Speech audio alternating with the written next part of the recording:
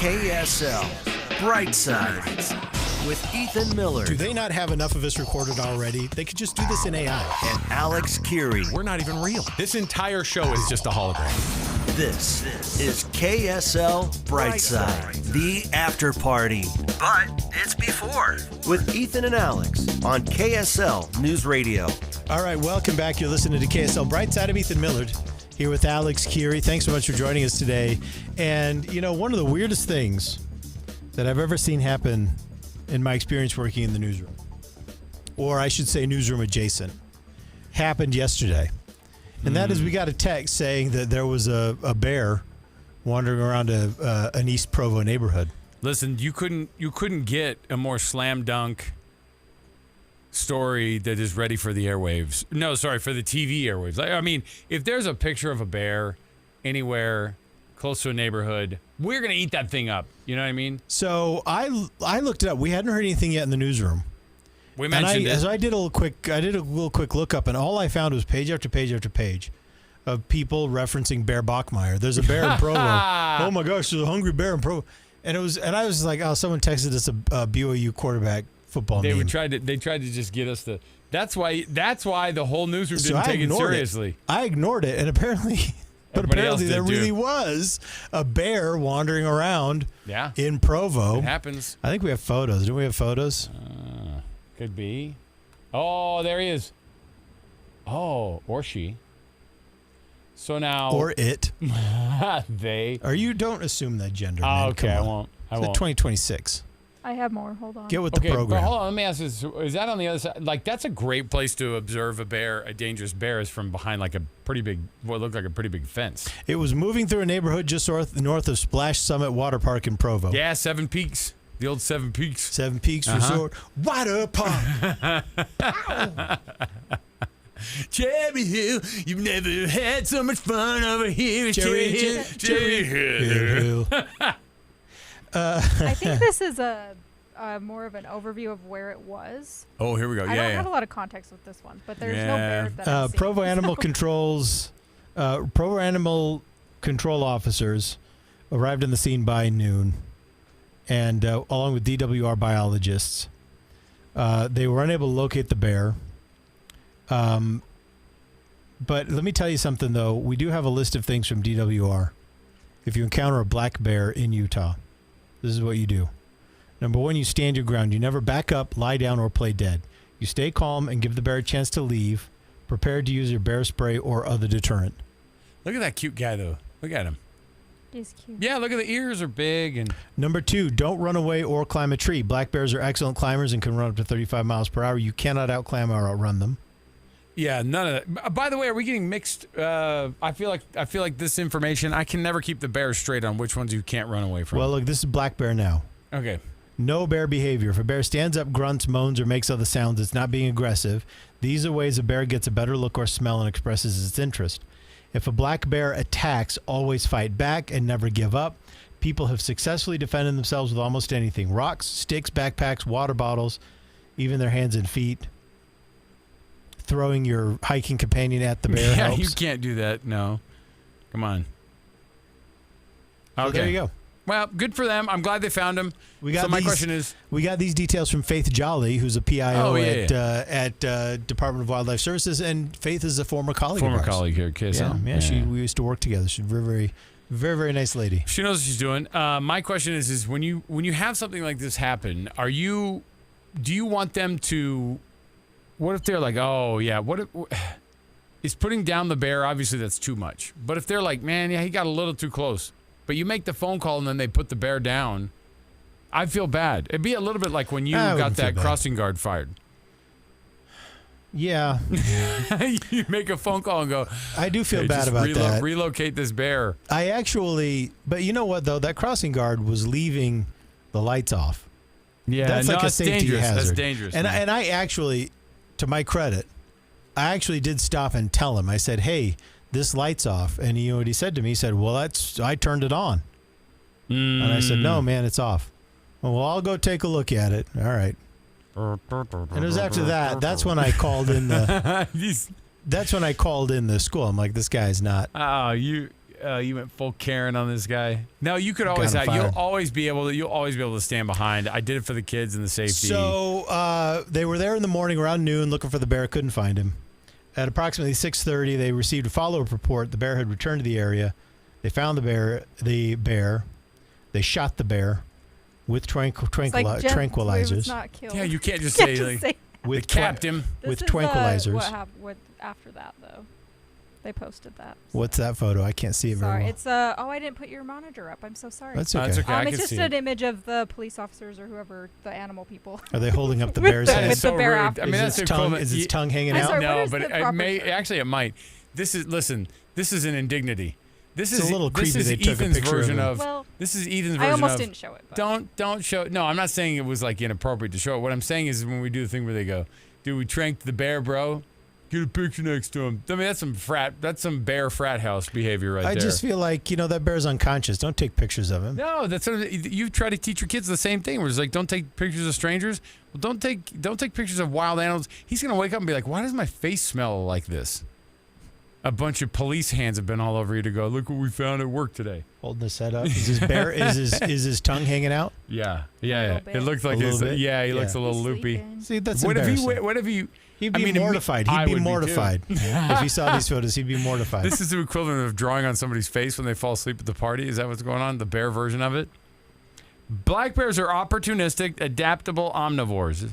Okay? Yeah, so here's the They problem. avoid humans generally. Mm-hmm. They exhibit strong mother-cub bonds, though, that can sometimes get in the way of being less aggressive than people want them to be. So here's why they're saying that they're having to deal with a lot more bears this year. Why? Because 90% of a black bear's diet is made up of plants and root vegetation, Oh, and so the drought is kind of causing them some so hardship. they're digging up roots. Well, yeah, they want to come down into the grass areas, dig up your bulbs. Because Because up in the hills, they got nothing. Yeah, right now there's nothing up there. They got nothing. Oh, I thought you meant root vegetables, like what's a good root vegetable? Some carrots. Onions. Potatoes are tubers, but I think they go for is potato. a leek Yeah, root man. vegetable? Yeah, leeks would be See, great. I bet bears love a leek. You know what I mean? Like those guys. Mm-hmm. Those guys will eat that. Black bears, by the way, how dangerous are they? In comparison, they typically account for more than double the amount of attacks that brown bears perpetrate. I love that they're perpetrating them, by the way. Is it because because of their numbers? I think it's a numbers thing, but it might be that the grizzly bear is better at.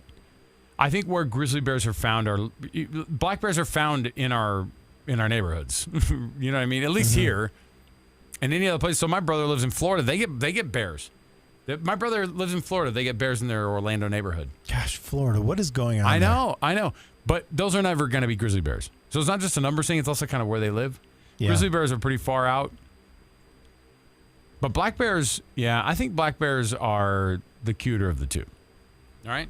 Now, Well, for sure. I've heard the bears. Bears are the stinkiest animal that you can encounter in the wild. They're like, they got a stench going on. So the bear stench. I don't think I've ever smelled a bear stench. I'm trying to think of the closest I've ever been to a bear, and I don't think I've ever been very close. We were up in Canada last summer, and we went up on one of those like summertime gondola rides, and a mother bear and her 3 cubs ran up the hill right underneath our gondola chair, which was great, but it was heading the same direction of us where we were going to get off of the gondola. And everyone's like, so cute. And it's like, that's the last bear I want to see is one with 3 cubs. Yeah. Absolutely not.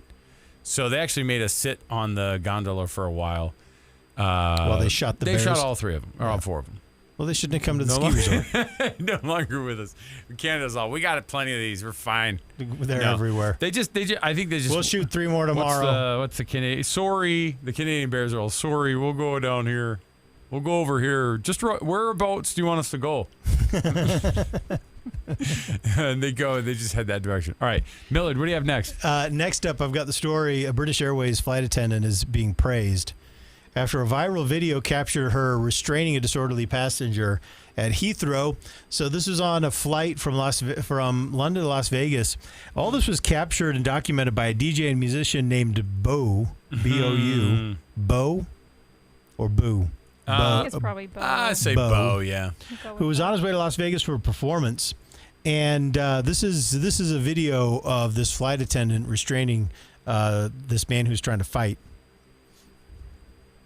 Stay seated. Stay seated. So she's in it. She's not like yelling from the side. She actually got hit in the head by one of these drunken belligerent dudes. She was hands on. Yeah. Hands on doing the work. Anyway, this DJ, he's hanging out on the flight and he decides he took her saying stay seated and he looped it into a song and then he posted it on Instagram. Turns out this flight attendant already follows him and saw the update, and then she goes, "Hey, you're on my flight. This is me." They took a photo on the flight, and then he invited her to a show in Las Vegas where they did that. She's from like London or something. Yeah, she's right? from England. Yeah, this flight was to Las Vegas, so they were going to Las Vegas. And so he did a little song, that he kind of composed with her in there, and looped her in there. And then at his show in Las Vegas, he invited her to perform it live. And so this is what it sounded like at the club. Yeah, so this is a little bit of like the exchange on the plane when he made it too. I added a little bit of that. Oh, okay. All right. Let's what you just explained. Okay.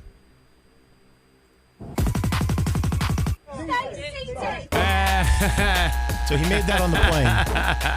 Here's where it gets mad. Yeah. So she actually followed me on Instagram already and saw my story and said, "This is me, you're on my flight." So we ended up taking a picture together. Look at and I ended up inviting her back to my show. And she came and performed the song with me live. She performed it? Yeah. Oh, he didn't just sample it off of the video? No, he did. Stay seated. Oh. And he had her do that live. Yeah, that is awesome. Stay seated. Stay seated. You know what? Stay seated. Hit of the summer. That music's terrible. I can't. Well, I like the mix. It's gonna be stuck in my head for the rest of the day. No, I like her part. I like her part. I don't like this. It's the equivalent of Jackson Pollock kind of a painting situation. Like some people can appreciate it. It's a lot of noise for me. And Just I know a lot happening. Yeah, and I apologize, but I will say this is maybe the coolest story. Every time, and I'll be honest too, because Ethan, this is like your dream. Anytime I see an airline video of somebody being unruly on a plane, I go, oh, Ethan with his obsession. Other people fighting on the plane. It's like Ethan's bucket list item is to fly Delta One, and during that Delta One flight where he's sitting in first class, he has I get to watch someone get arrested. He gets to film a bad angle of a confrontation on the flight. Yeah, and I wouldn't even film it. I wouldn't film it. Oh, that's the thing. I would just enjoy it. But you should. Because there's always that weird one grainy side video, and that should be you. You got to pass on. You got to pass on the thing because people love confrontation in the air in the air videos. No other place. By the way, is there any other place going up in the air and the anxiety of flying makes people act like this? Right. I think it's a combination of things. Road rage and this. This is when people get their most dumb. When we were this though was a feature of COVID, and I flew a bunch during COVID, and I'm still so upset that I never ever saw anything like this, because this was a feature of COVID, and that is people behaving so badly. And we had all these policies, and it would trigger fights. People would show up, they would rather fight you, they would rather physically assault you than stand over there. No, I got it. Or than do this. And it was this crazy world in which so much of our population was so tender and they were so triggered that even just little things like, "Sir, I need you to put your mask over your nose," and they would be fighting you. They would be fighting you. Put your mask over your nose. And that's what this was. That's what this always was. And it was always just people getting triggered over the expectations, over the public safety expectations. And so it was weird and amazing to see all of that happen. And I'm still upset that I never saw any in person, because I always watched them. You got a full lifetime ahead of you of flying, and you guys are But now people, though, have calmed down a lot. People have calmed down a lot. No, they haven't. We just watched this video. Yeah, well, it still happens. I think we're worse. No. We're more anxiety ridden and wild and weird about stuff than we've ever been. COVID did take us. Started it more. COVID kicked it off, and I think COVID. What do we just say? COVID times. during COVID, things did get weird in every aspect of life. Like, think about just like Did how they? Tell me more about that. just think about how from Let's like not go back. how expensive remember just like houses started getting expensive and people told you to put your mask over your It felt nose. like everything broke. There was an experience, this was maybe 2 years ago, where our flight was delayed, and I think we all had to get off. I think we all got on, then we all had to get off. And I remember a guy going up to the ticket counter and starting to talk really loud and kind of accusatorily at the flight attendants. And I was ready. I was like, it's happening. Because this guy was mad, Sure. But it's not the gate attendant's fault, right? I mean, this is like... When they shut that gate and then they go, the plane's right there. You should just let me on. There was a mechanical problem or something Right, like that. yeah, even and the worse. guy is just yelling at the gate agent who could not be any more further removed from the engine of the plane, I mean, for all that she had to do for the operation of the engine of the plane, the guy may as well have been yelling at me, because at least I was also going on the flight. That gate attendant was going to stay in Salt Lake.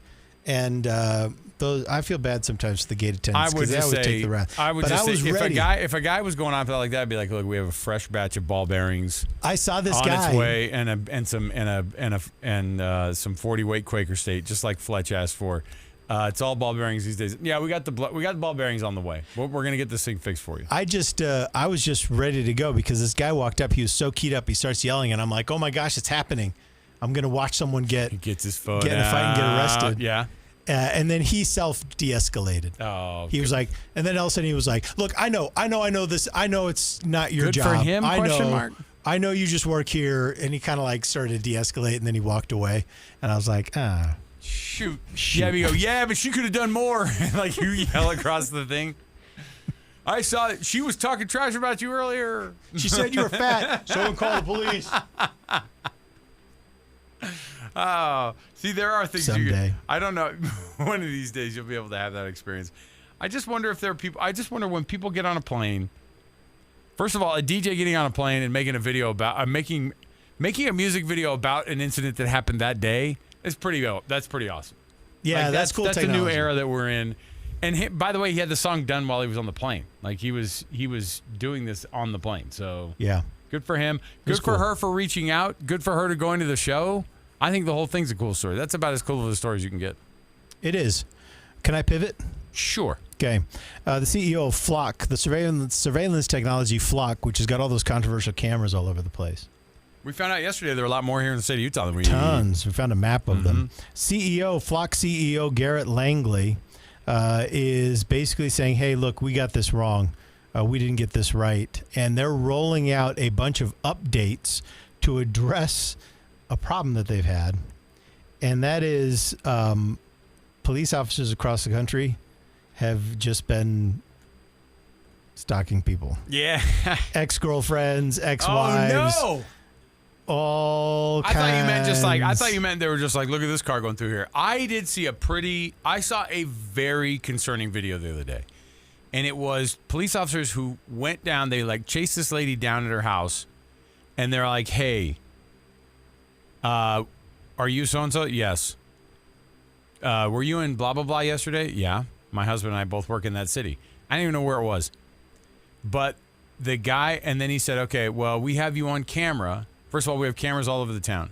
He rolled that out. This sheriff rolls this out. I just want to let you know before I start talking about anything, and you let me know if you want to just start talking about the stuff. So you don't know anything that happened yesterday in blah, blah, blah town. She's like, no. And he's like, okay, well, now that you're obviously not telling me the truth, I'm just going to tell you right now, you're under investigation because you stole a package off of a porch. It was a $38 Amazon package, and we have a video of you sitting off the porch. She's like, I would love to see this video. He's like, I'm not showing you a video of that because you're not cooperating at all. And she's like, I'm not cooperating. I didn't do it. So show me the video that you have that you claim that I did. He's like, is this your car right here? And he had like 5 different camera angles of her license plate in vicinity to that house where a package was stolen. Okay. And then they have this really grainy video of a woman who's in her late 30s who's blonde stealing a package off of somebody's porch. Okay? And that's all the guy went off of, and that was it. Yeah. And by the end of it, it was a massive mistaken identity situation. Yeah. And he was rolling out all those flock camera. Look at this. And the thing is they were like, we were tracking you. I'm just going to tell you right now, we were watching your car. And she's like, fine, what did you see? And went from here to here to here to here. She's like, yeah, I work here. Mm-hmm. And we live, obviously, right here, which is only a couple of miles from where you're talking about. And it was the flock cameras. Yeah. I thought that was the stalking you were talking about. No. Ex-girlfriends is wild. Yeah, this is wild. So the way Flock has operated up till now is that they said, hey, this is the technology, and then you guys come up with your own local policies. City councils, state legislatures will come up with policies. Here, buy these, and then you guys can get sued for them later. You guys can figure it out. Yeah. And it turns out, though, that there really has been very little regulation. Salt Lake is now just starting to take a look at it. After coming under fire. That's BYU had to operate it since they're so dang good at operating this. So over the coming weeks, Flock say that they are going to be implementing their own updates that require a feature called audit assistance. Now, what audit assistance does is it flags abnormal search behavior and immediately locks out suspicious users until an administrator can review the activity. All users will also be required to enter case codes to run searches, which hopefully is going to limit the ability to run a query for personal or nefarious purposes. This can be overridden, again, by an administrator for emergency situations like tracking a missing child. I saw. See, and now that's what we would all get on board with. But you would here's never the thing, have. though, You would never have to pitch that to the public. But here's what's crazy, though, is that Flock has always had this technology, but they just said, you know what? Every department, every municipality, every state is going to have their own ways to regulate this. So you let us know. Right. We don't know what the laws are in your town. You let us know how we can help you comply with the law. Apparently, they're basically been done. And so now Flock is saying, okay. And you know what's interesting is I think Flock is doing this as a survival element because I think they know that if we continue to go down this path, eventually all the Flock cameras will be yanked and they'll be out of business. They'll be out of business. And so they're trying to introduce some oversight so that it's not abused, but it's so also, that they can continue to serve these communities. So they just hand you a camera that does everything, and then they go, you guys better dial it into whatever the regulations are in your state. Yeah, that's basically it. So I have this crazy thing. So I found this article about the Flock camera, and the question was, what does a free society owe a person who has done nothing wrong? And I thought, oh boy, here we go with the philosophical depth, okay? Mm-hmm. And they put up two things. They say, okay, here's the argument for the camera. You've already chosen to drive in public. That is the basic tenet of Flock cameras. Yeah. Yeah, you're in a car. You the one who left your house. You're in a car. So we're not safe outside. No, Stay you're in a inside. car in America. Well, because the cameras can, I know that we are can't, safe, I guess. Well, here's my question. So, if I'm at my house, if the camera is in public filming, but my car is on my property, it can film my car because of where it's filming from. Yeah. Not because of where my car is. Make sense? Yeah. Because it's just eyeballs that are in public can see that license plate, right? And so I just thought it was interesting to say, what does a free society owe a person who's done nothing wrong?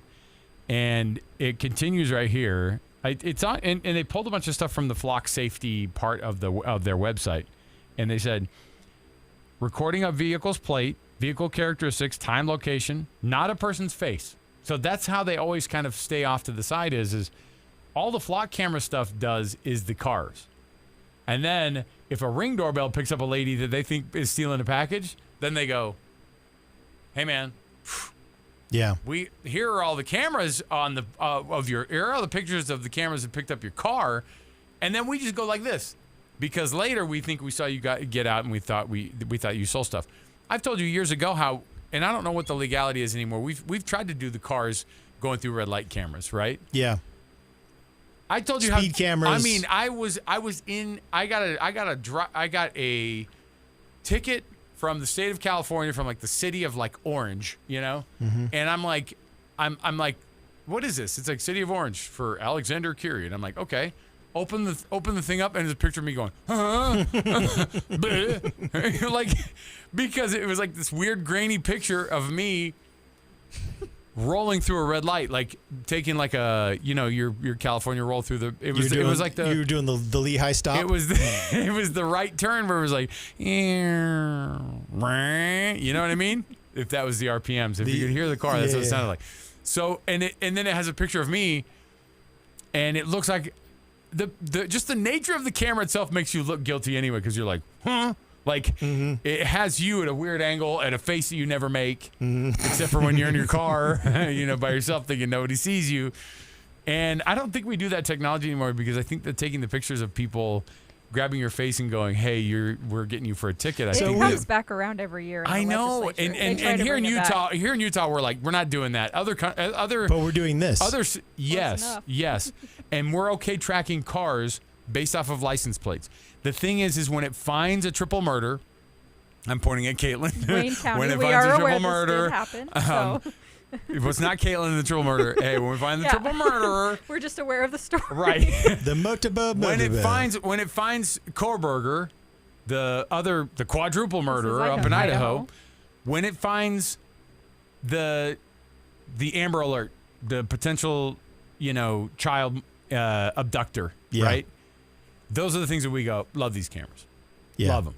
The problem is that when you're a law-abiding person and the police are hassling you over circumstantial evidence because they're doing these weird they're casting these weird drag nets. Look at her license plate. Look at they go enhance, zoom, enhance. Look at the track that her license plate is making through town. She's obviously the package thief. Like, what do we do? Like, we've become this weird, stupid CSI kind of society, but at the same time, there's something I want you it can to do. be used for the ones that are the big time ones because they caught those guys so freaking quick. They had Kohlberger like from the very beginning. When you start to really read into the police reports, they knew who they were following from the very get go. Almost a week or two after the murders had happened. Caitlin, I posted a link on the rundown. I don't know if you saw it, but this company says they've developed a wrap that you can put on your car. So there are things that you can do to foil these cameras. So apparently this is a wrap that foils, it makes it so that these cameras really can't see your car, can't see it very well, can't identify it. So maybe this is a way that you can fight back.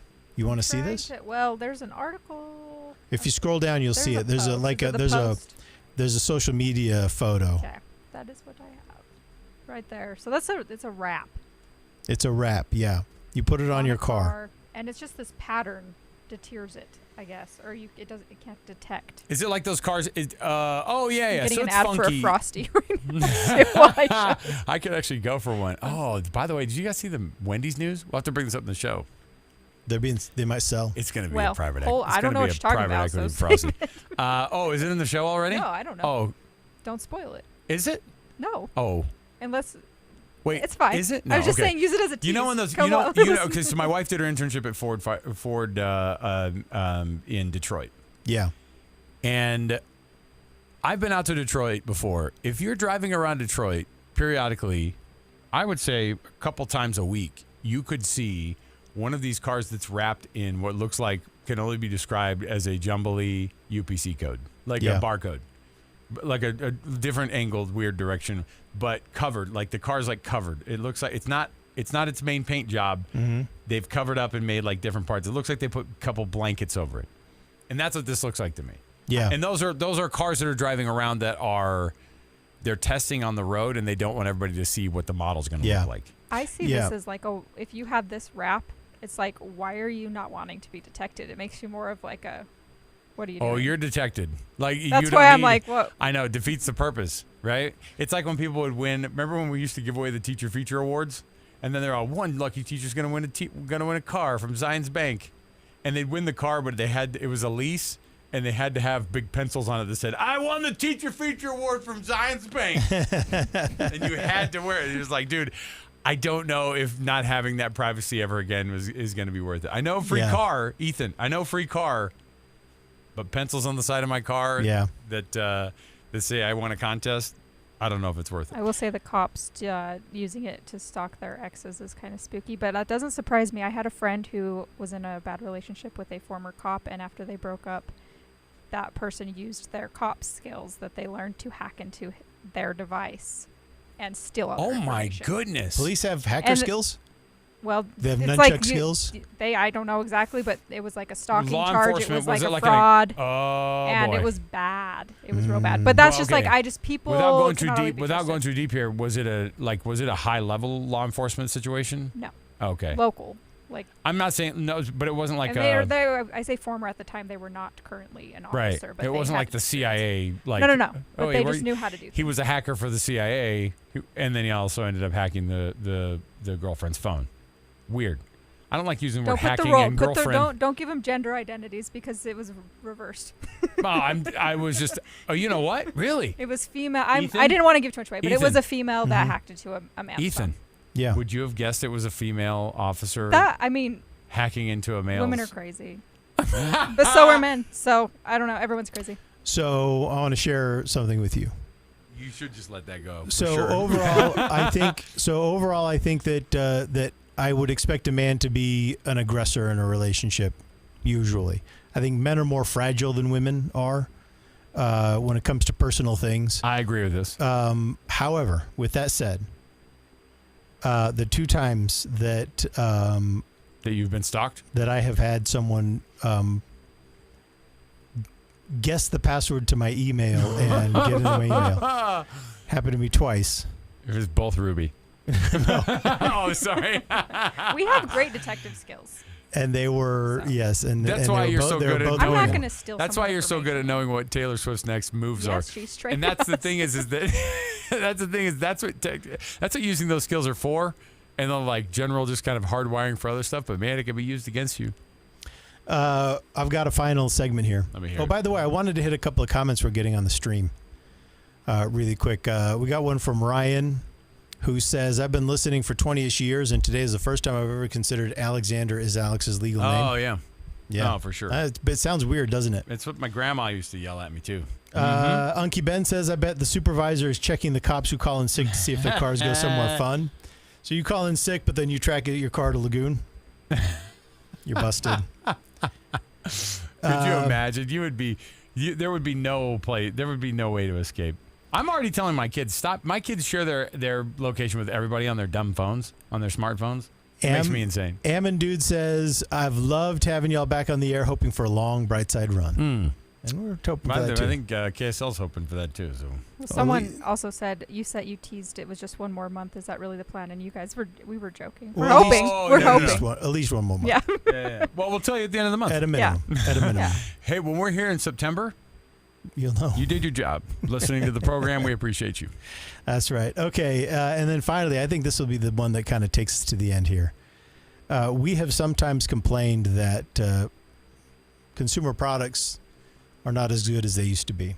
Oh, for sure. In fact, I bought a pair of Chaco sandals in like 99.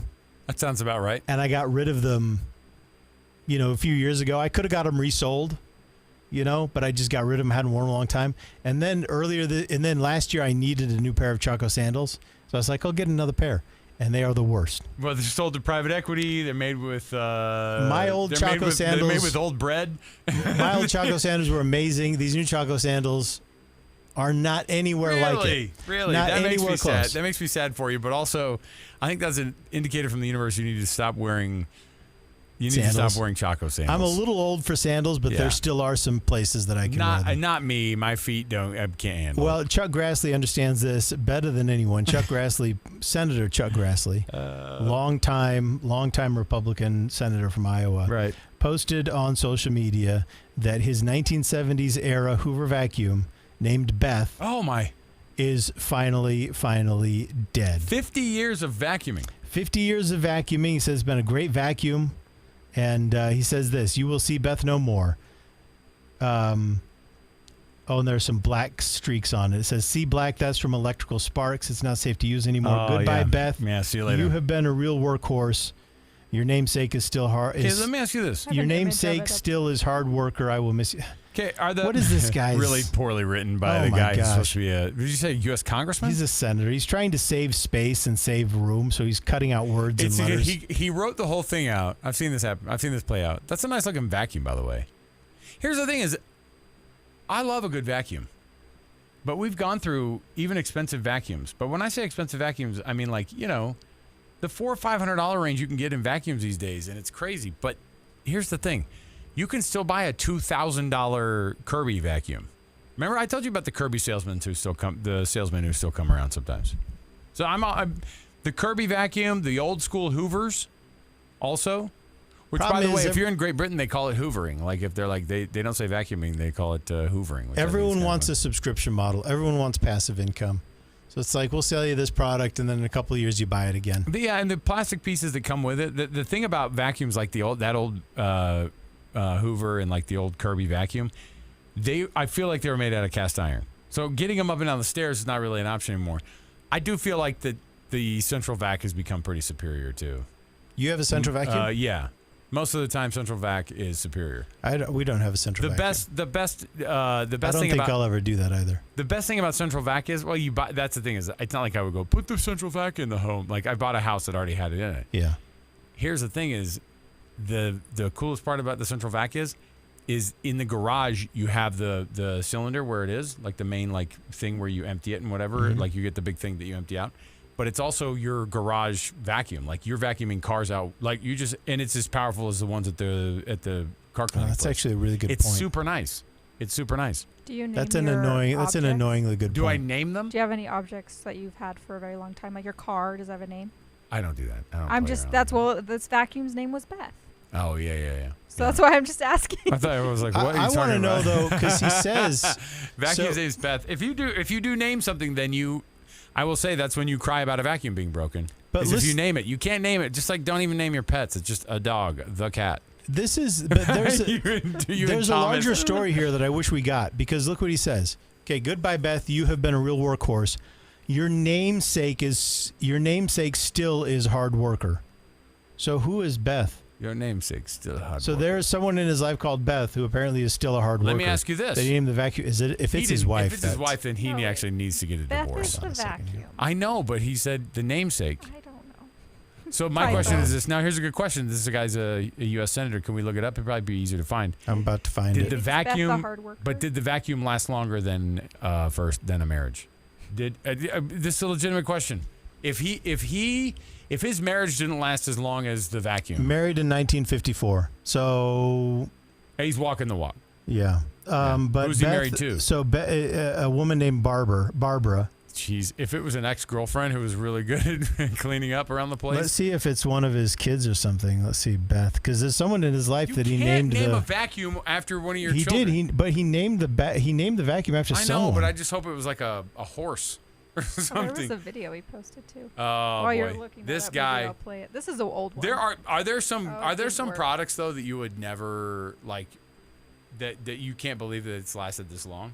There's no such That's thing what anymore. I'm like appreciating about this is like making things like last. It doesn't is happen anymore. Impressive, and we should all do it more. But it's kind of hard because I don't think things are Okay, as high of I'll quality. tell you what I have. Yeah. I'll tell you what I have. It is a heavy duty. It's a heavy duty electric pencil sharpener that we've had forever. I say we because actually it was something that we had when I was a kid. What is it called? But it's so heavy. And like you hold it and it's mostly metal on the bottom. okay. But I think it's like a Boston or a Bostitch. Yeah. But it is a Bostitch, and it is like clunky and weird, and you have to empty it all the time.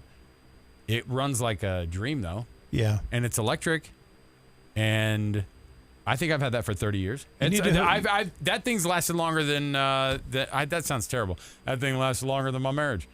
I'm still married. I'm saying I had it previously long before I got married. So there you go. I'm just gonna. You tell Google us stuff that still lasts a long time. 57500. Oh. Okay.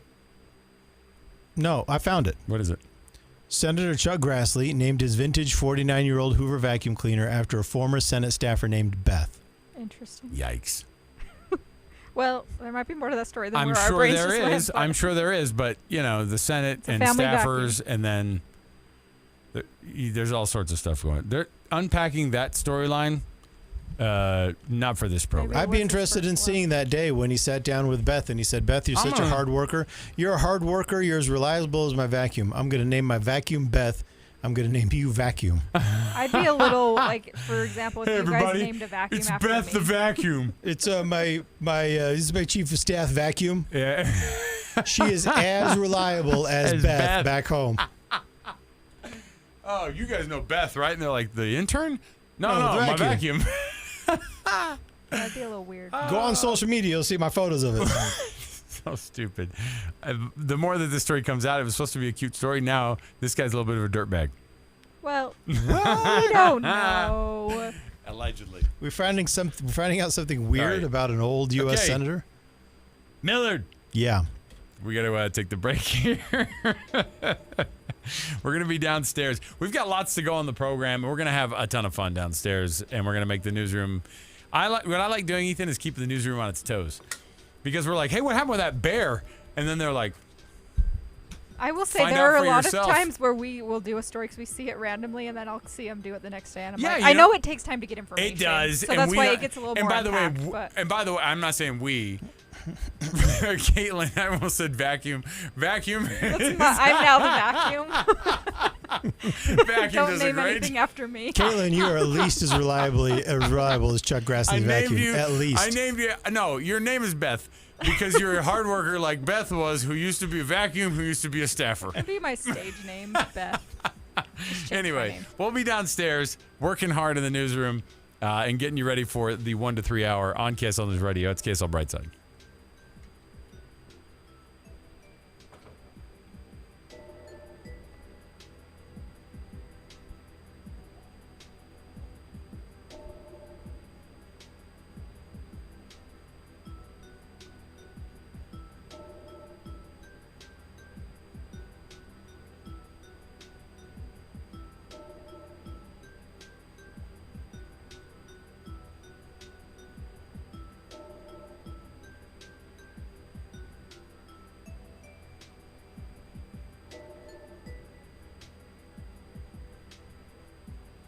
Arguably the greatest story ever told. Been himself running in 7 elections, including ones against former Prime Ministers Boris Johnson and Rishi Sunak. If someone wants to be Prime Minister, they got to come through me first. In 2024, he received only a few hundred votes.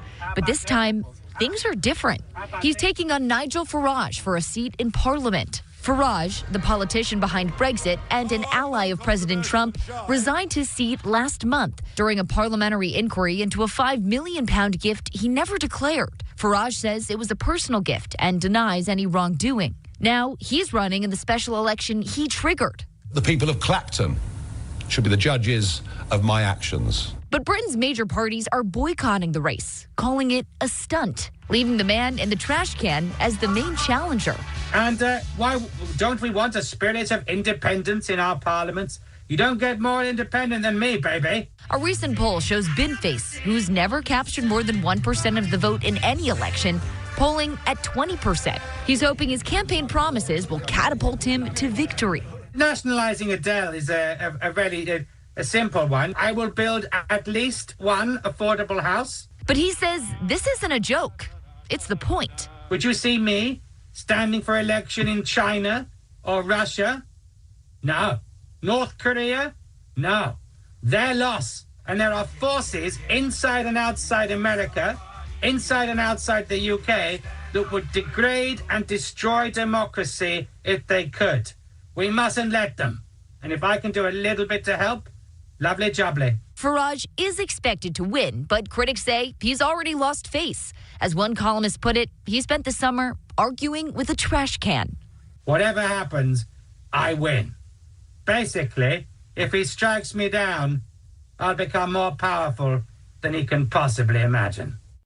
Well, it'll be interesting to see who wins that election. That was the KSL In-Depth. KSL News Time 12:49, traffic and weather together every 10 minutes on the 9s, brought to you by UCCU. Learn how to save more this summer at uccu.com. Here's McKenna Rodriguez. Normal congestion on eastbound 2100 north between Redwood Road and I-15, but I-15 is looking problem-free across the Wasatch Front. Seeing cracked, curling, or missing shingles on your roof? Don't wait. Save big during SNS Roofing's huge summer sale. From a small repair to a full replacement, SNSRoofingUtah.com. McKenna Rodriguez in the KSL Traffic Center. KSL 7-day forecast. Looking at a high of only 81 today. Scattered thunderstorms likely. 82 tomorrow, isolated storms. We'll go partly cloudy skies, drying things out Saturday with a high of 85 and potentially a mountain storm. 88 on Sunday, sunshine. Up to 90 degrees, mostly sunny skies. On Monday, Tuesday, 92, partly cloudy. Keeping it partly cloudy on Wednesday with a high of 91. From the KSL Weather Center, I'm Matt Johnson. Right now it's 75 degrees and cloudy in Salt Lake City. The 7-day forecast brought to you by Performance Automotive Bountiful.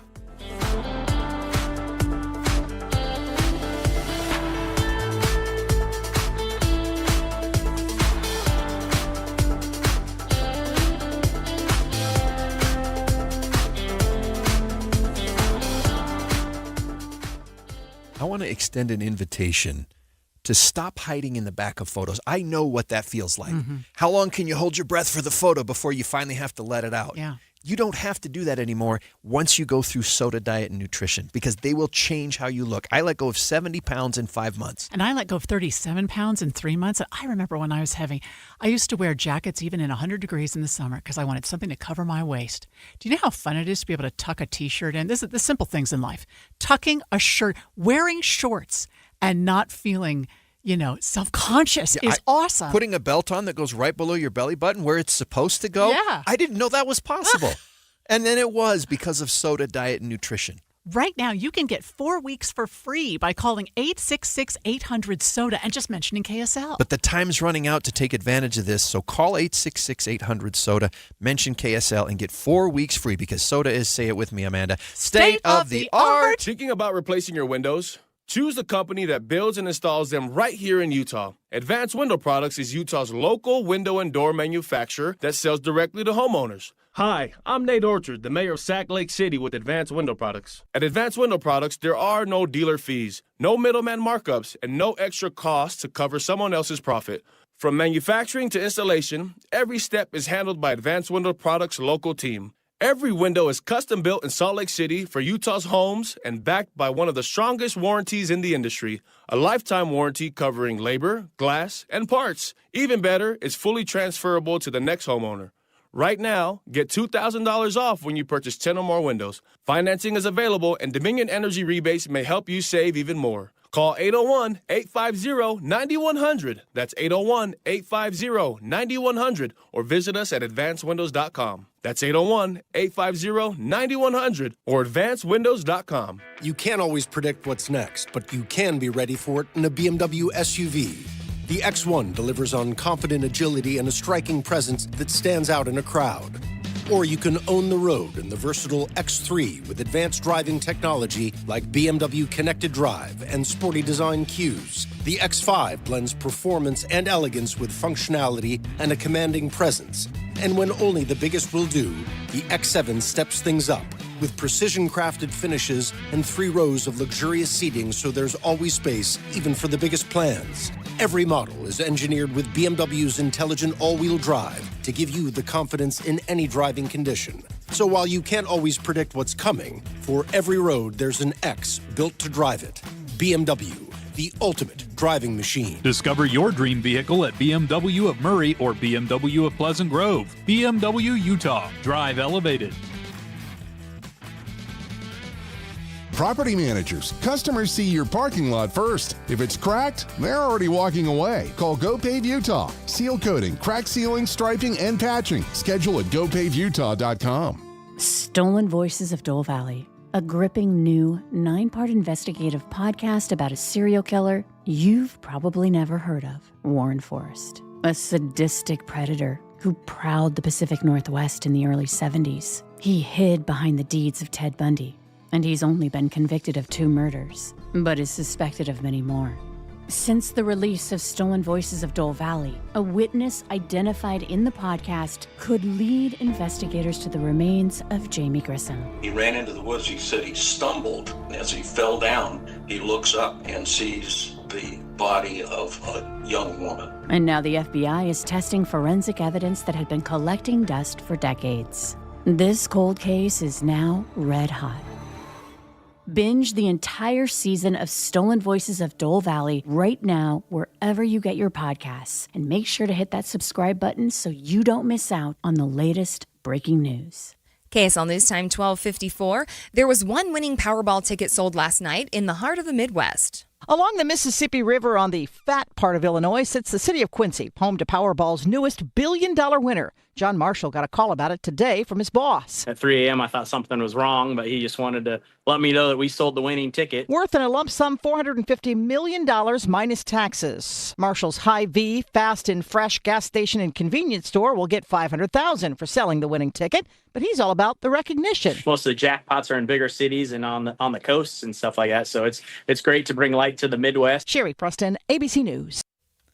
Watching Utah's money, the U.S. is growing less corn than originally predicted. The Wall Street Journal says the USDA is predicting the 2026-2027 season will yield 180.7 bushels an acre. That's down from the 183 bushels an acre predicted earlier this year.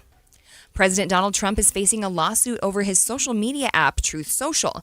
The two media companies are looking to shut down the service that sells paid access to the president's posts. Reuters reports Trump API charges up to $100,000 monthly for a yearly access. General Motors does not want any more supply chain interruptions, so it was made a unique deal with an auto parts sourcing company. CNBC reports it's a $4.5 billion deal that follows years of issues from COVID to tariffs. Your money at this moment, the Dow is now up 27 points. The S&P has gained 53 points. The NASDAQ is up 243 points. That's pushing about a full percentage up. And then the oil has tipped down. We're at $80 a barrel. A research team is studying maps and checking its gear in preparation for a trip to a remote island between Australia and Hawaii.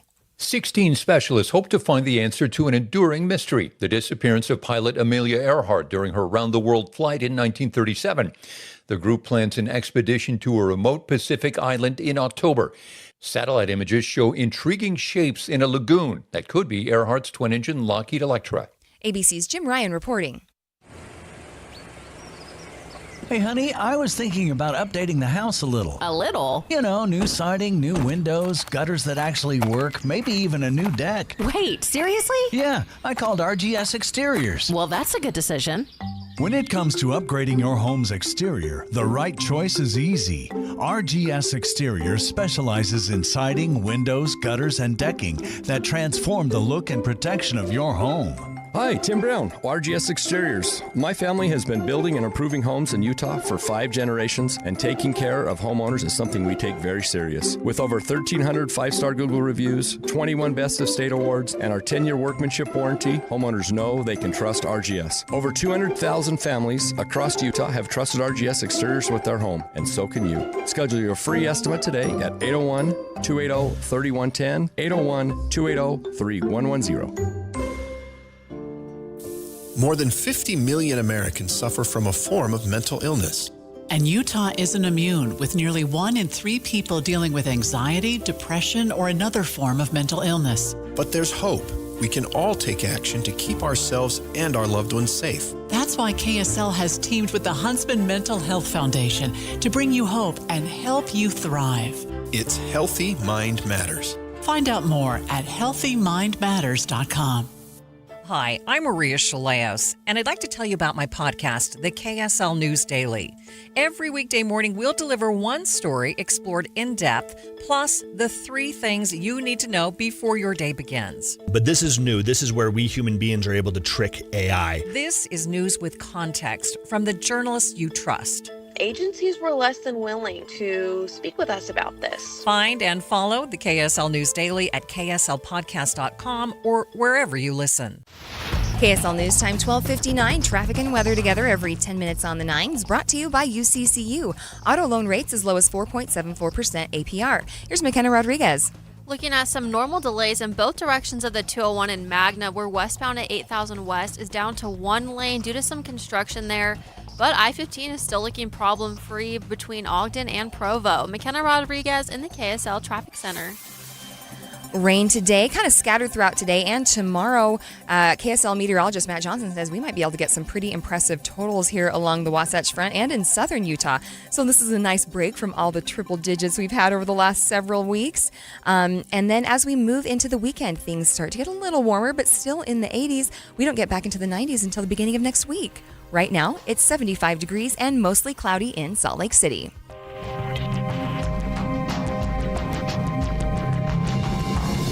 KSL FM Midvale. KSL Salt Lake City. From the KSL Common Spirit Health Studios, this is KSL News Radio. Utah's news, traffic, and weather station. Good afternoon, 1 o'clock at KSL News Radio. I'm Adam Small with a look at our top stories this hour. Despite how bad this fire season has been, Utah's actually seen a sharp decline in the percentage of those fires being caused by humans this year.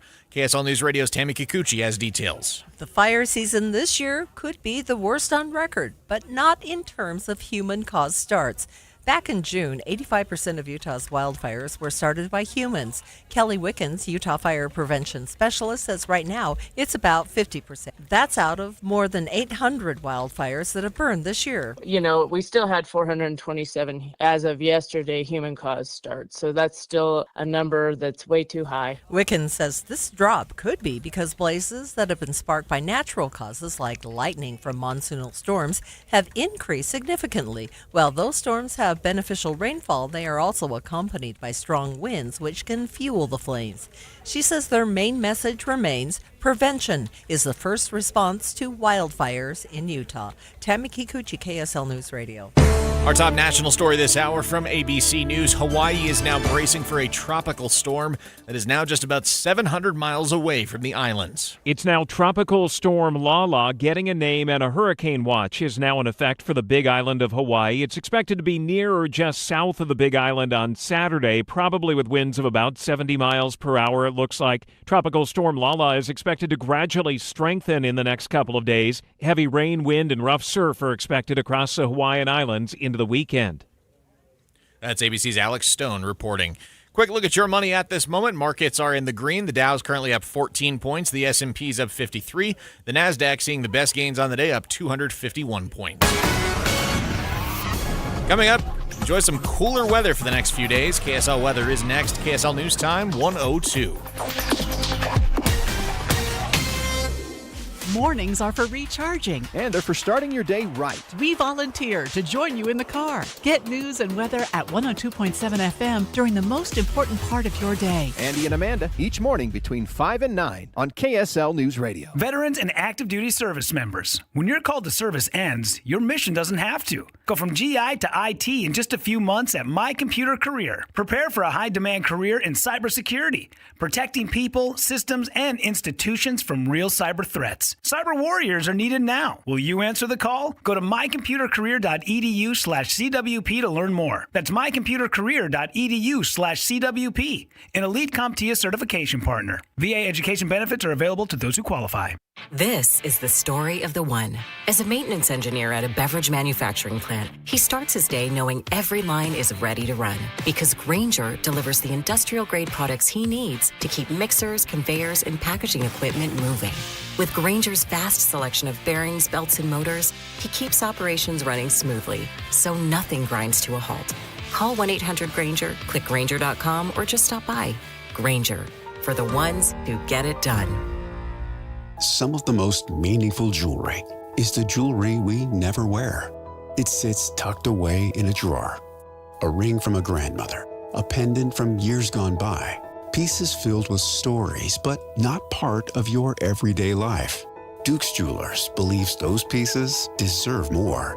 For over 75 years, Duke's Jewelers has helped families reimagine heirloom jewelry, transforming what once was into something you'll love wearing today and pass down tomorrow.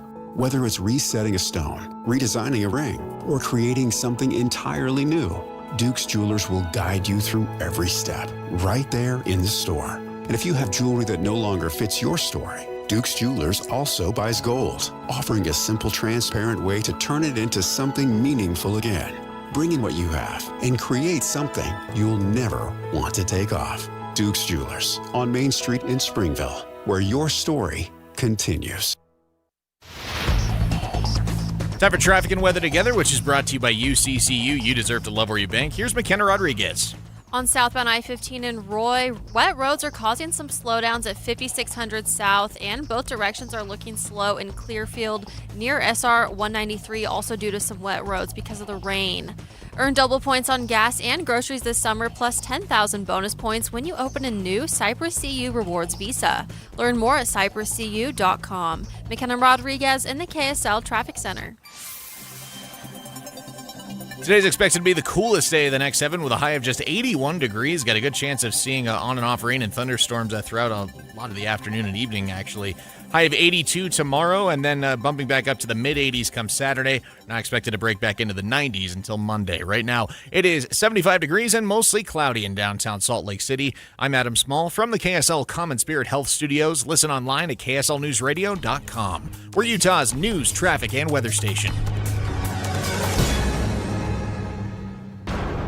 KSL Brightside with Ethan Miller. Is this what they mean by getting the band back together again? And Alex Curie. Yeah, except this one is a reunion tour nobody asked for.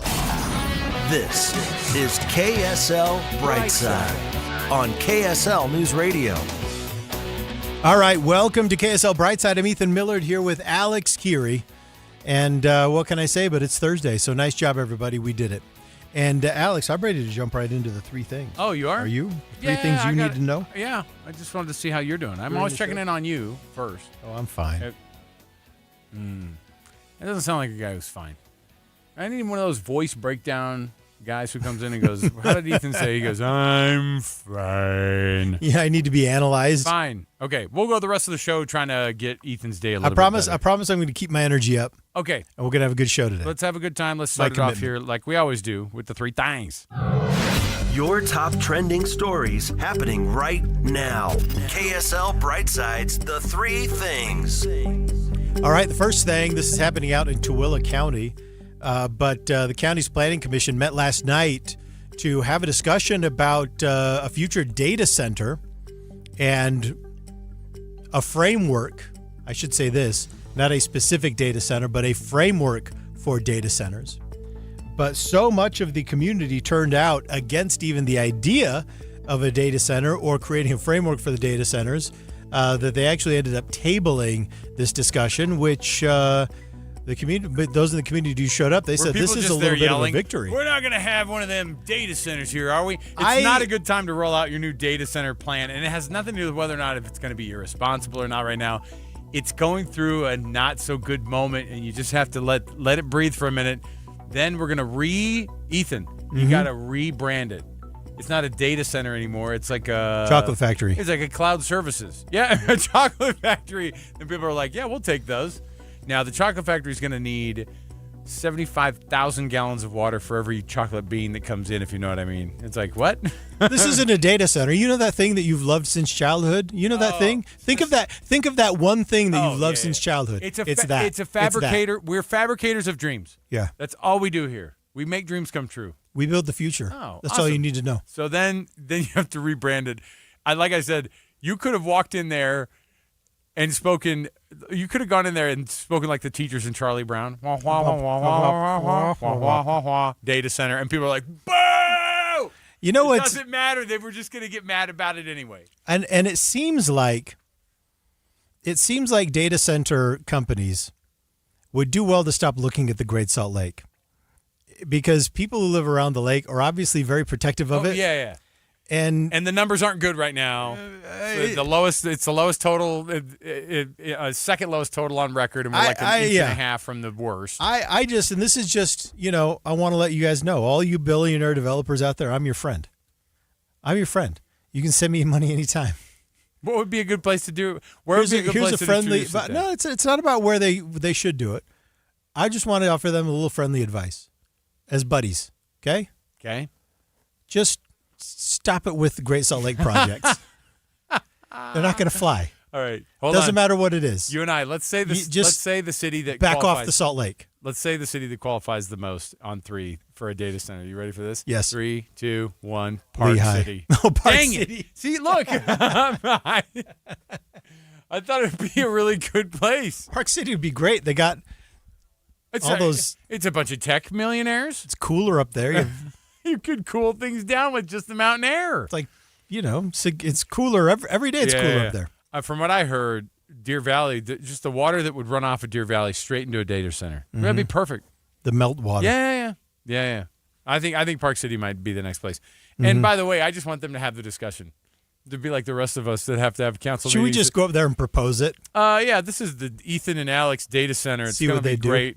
Sorry, Chocolate Factory. We exit out. Sorry, Chocolate Factory. And then they're all, what is it? And then we go, yeah, we're going to need all your water. And also, you like ChatGPT, right? and then we move in that direction. Then you're going to love this. Yeah. Hey, so this is some interesting news. This is the second thing, by the way. Yeah. Some interesting news out of Australia. Meta says it's taken down 756,000 accounts in Australia that they suspect were actual teens. What? Yep.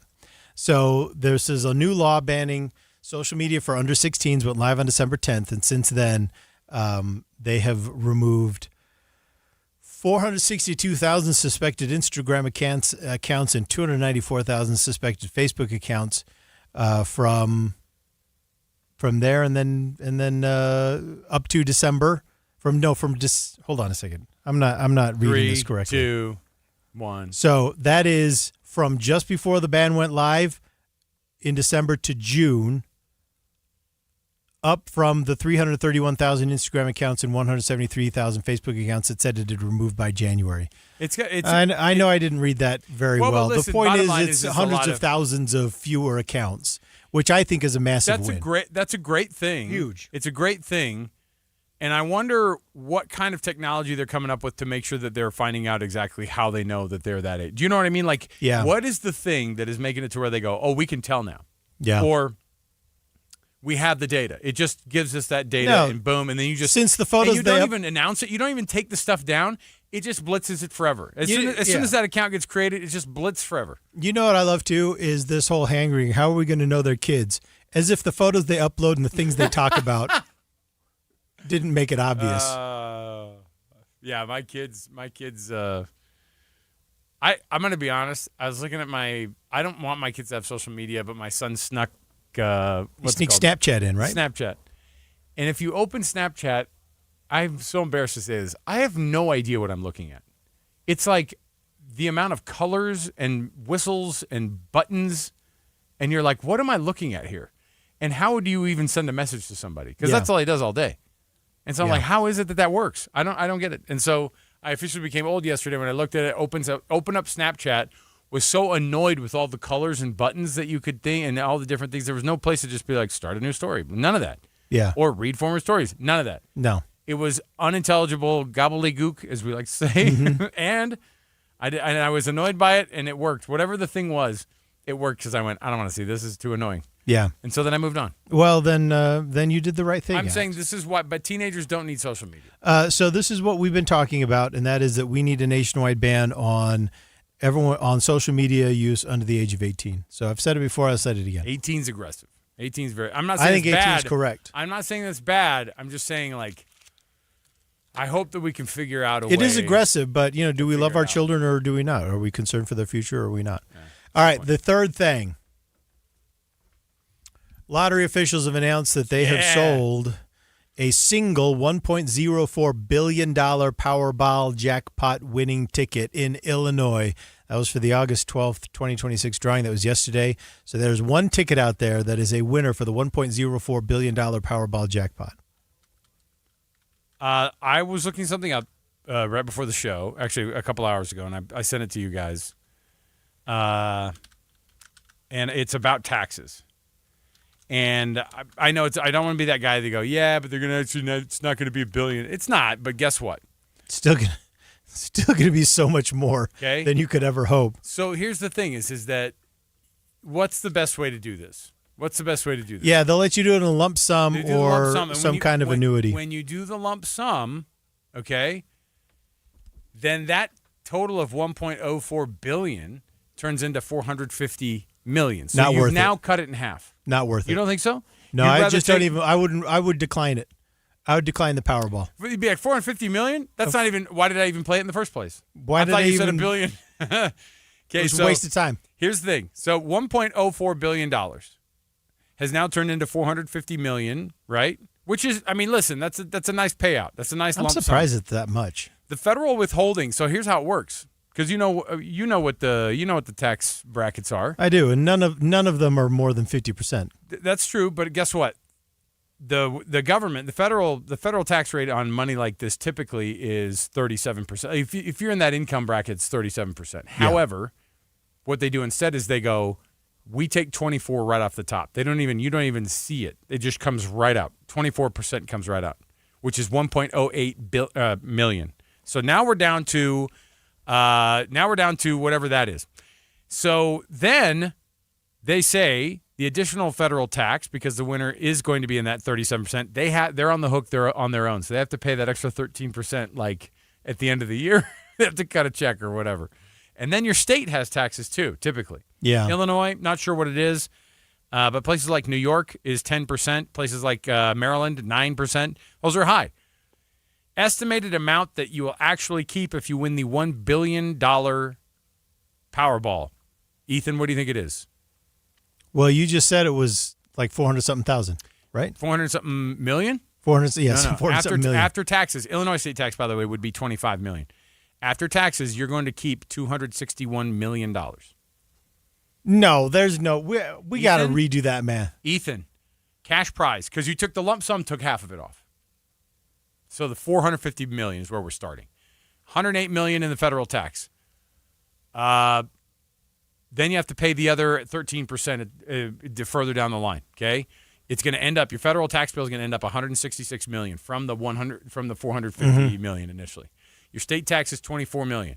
So the actual amount that you keep after you win the Powerball last night, the $1 billion Powerball, was $261 million. Gosh, you're basically homeless at that point. You can't even buy the Lakers with that kind of money. You can't even sniff the conversation about being a minority owner of the Lakers. You can't even get a call back. I know. You go, hey, Bob Iger, do you think I could throw, I'll throw you $100 million tomorrow? They go, and they look straight past you, in That's the room. not even enough to get a pardon. All right. Despite the $1.04 billion advertised, you will roughly walk home with $260 million after federal and Illinois taxes. All right. Well, listen. I'll tell you what. If you ever win a big jackpot like that, I'll tell you what. The first thing you ought to do. I got this. My brother mentioned this, and I thought this was good advice because I work in the investment world, the investment management world, and I thought this was good advice. The first thing you do if you win this, before you even go get it, call a lawyer. Hire a lawyer. So, 1,000%. Now, if you want to play the long game, if you want to play the long game, they say that over the 29 years, if you did the annuity, you would probably, over time, if you were able to live that entire time and not get weird with your family members who are asking for money every 2 seconds and then you're hating it and you're getting a check every year for, $78 million or whatever it is, or $104 million. It graduates, by the way, through that 30-year process. You would likely make more around $650 million if you're able to do, but you're a money guy and you taking that lump sum at the front end is almost always the smarter play, right? If you've got a good investment strategy, then you could probably do really well. Okay. All right, take us to break. I'm just saying, the lottery's not worth it. We'll take a break. We'll come back. More to go around the corner when we return. How expensive, speaking of money, are shoes getting these days? Well, they're the most expensive they've ever been. How much are you spending on your kids' shoes now that back to school is coming around? Stay here. It is KSL Brightside. Hi, I'm Maria Shilaos, and I'd like to tell you about my podcast, the KSL News Daily. Every weekday morning, we'll deliver one story explored in depth, plus the 3 things you need to know before your day begins. But this is new. This is where we human beings are able to trick AI. This is news with context from the journalists you trust. Agencies were less than willing to speak with us about this. Find and follow the KSL News Daily at kslpodcast.com or wherever you listen. Morning. Good morning. How's it going over there? You staying cool? So, you gonna mow today? Nope. The HOA does it. Oh. Imagine trading lawn chores for lemonade on the porch. That's Ovation Living. For sure. At Ovation Homes, they build homes designed for your next chapter, not your last. Oh. Single-level living with modern finishes and low-maintenance features, making everyday life easier and a lot more enjoyable. Designed for real life and real budgets. A fresh approach to active adult living in northern Utah. And during the Next Chapter event, you can receive $7,500 on select quick move-in homes or $10,000 on a new home build. Visit Sadie's Glen in Syracuse or online at ovationhomesutah.com. That's ovationhomesutah.com. Your best years really do start at Ovation Homes. On BritBox, your next hidden gem is right around the corner. If you're going to be bold, here is the place to do it. Get ready for Britain's most anticipated series, streaming exclusively on BritBox. Catch new seasons of favourites, including Ludwig, starring David Mitchell. You want someone to get murdered? And the eagerly awaited new adaptation of Agatha Christie's iconic detective duo, Tommy and Tuppence. Do you think we're actually really good at this? Stream the best of British TV on BritBox. Watch with a free trial. Swiffer Power Mop. I have a dare for you. After you use your old mopping bucket, put on your whitest socks and walk across the floor. Now look down. What's that gray stuff on your socks? I used to have that too, until I switched to Swiffer Power Mop. Swiffer Power Mop breaks down and locks away tough messes. Take the dare. Try Swiffer Power Mop. White sock approved. The smarter way to clean your floors. It's time to make the swap. Swiffer Power Mop. If you're in the market for a new vehicle, start at Performance Automotive in Bountiful. Browse a large inventory of Ford, Toyota, and Honda vehicles, plus hundreds of quality pre-owned options. Whether you're upgrading your daily commute, looking for more space for the family, or ready for your next truck or SUV, the team at Performance Automotive can help you find the right fit. Visit Performance Ford, Performance Toyota, and Performance Honda today. Or shop online at performancebountiful.com. Let's face it, it's time to give your finances a serious glow up. Hi, I'm Susan Spears, a certified public accountant and host of the all-new podcast, Talk to Your CPA. Think of this as your ultimate money guide, packed with actionable tips for every stage of life. Starting a family, college, a business, retirement. We'll cover it all and call on a deep bench of money experts to share their best strategies. And when I switch into CPA mode, we'll cut through the jargon to uncover hidden tax breaks or financial nuggets that might work for you, like special deductions for tax earners, tax wins at age 65, and benefits when you buy a new car, or just how to stretch your dollar. The first episode drops soon, so subscribe to Talk to Your CPA on your favorite podcast platform today. Because true financial freedom isn't about ditching your daily latte. It's about uncovering hidden hacks to launch a financial glow-up that keeps on glowing.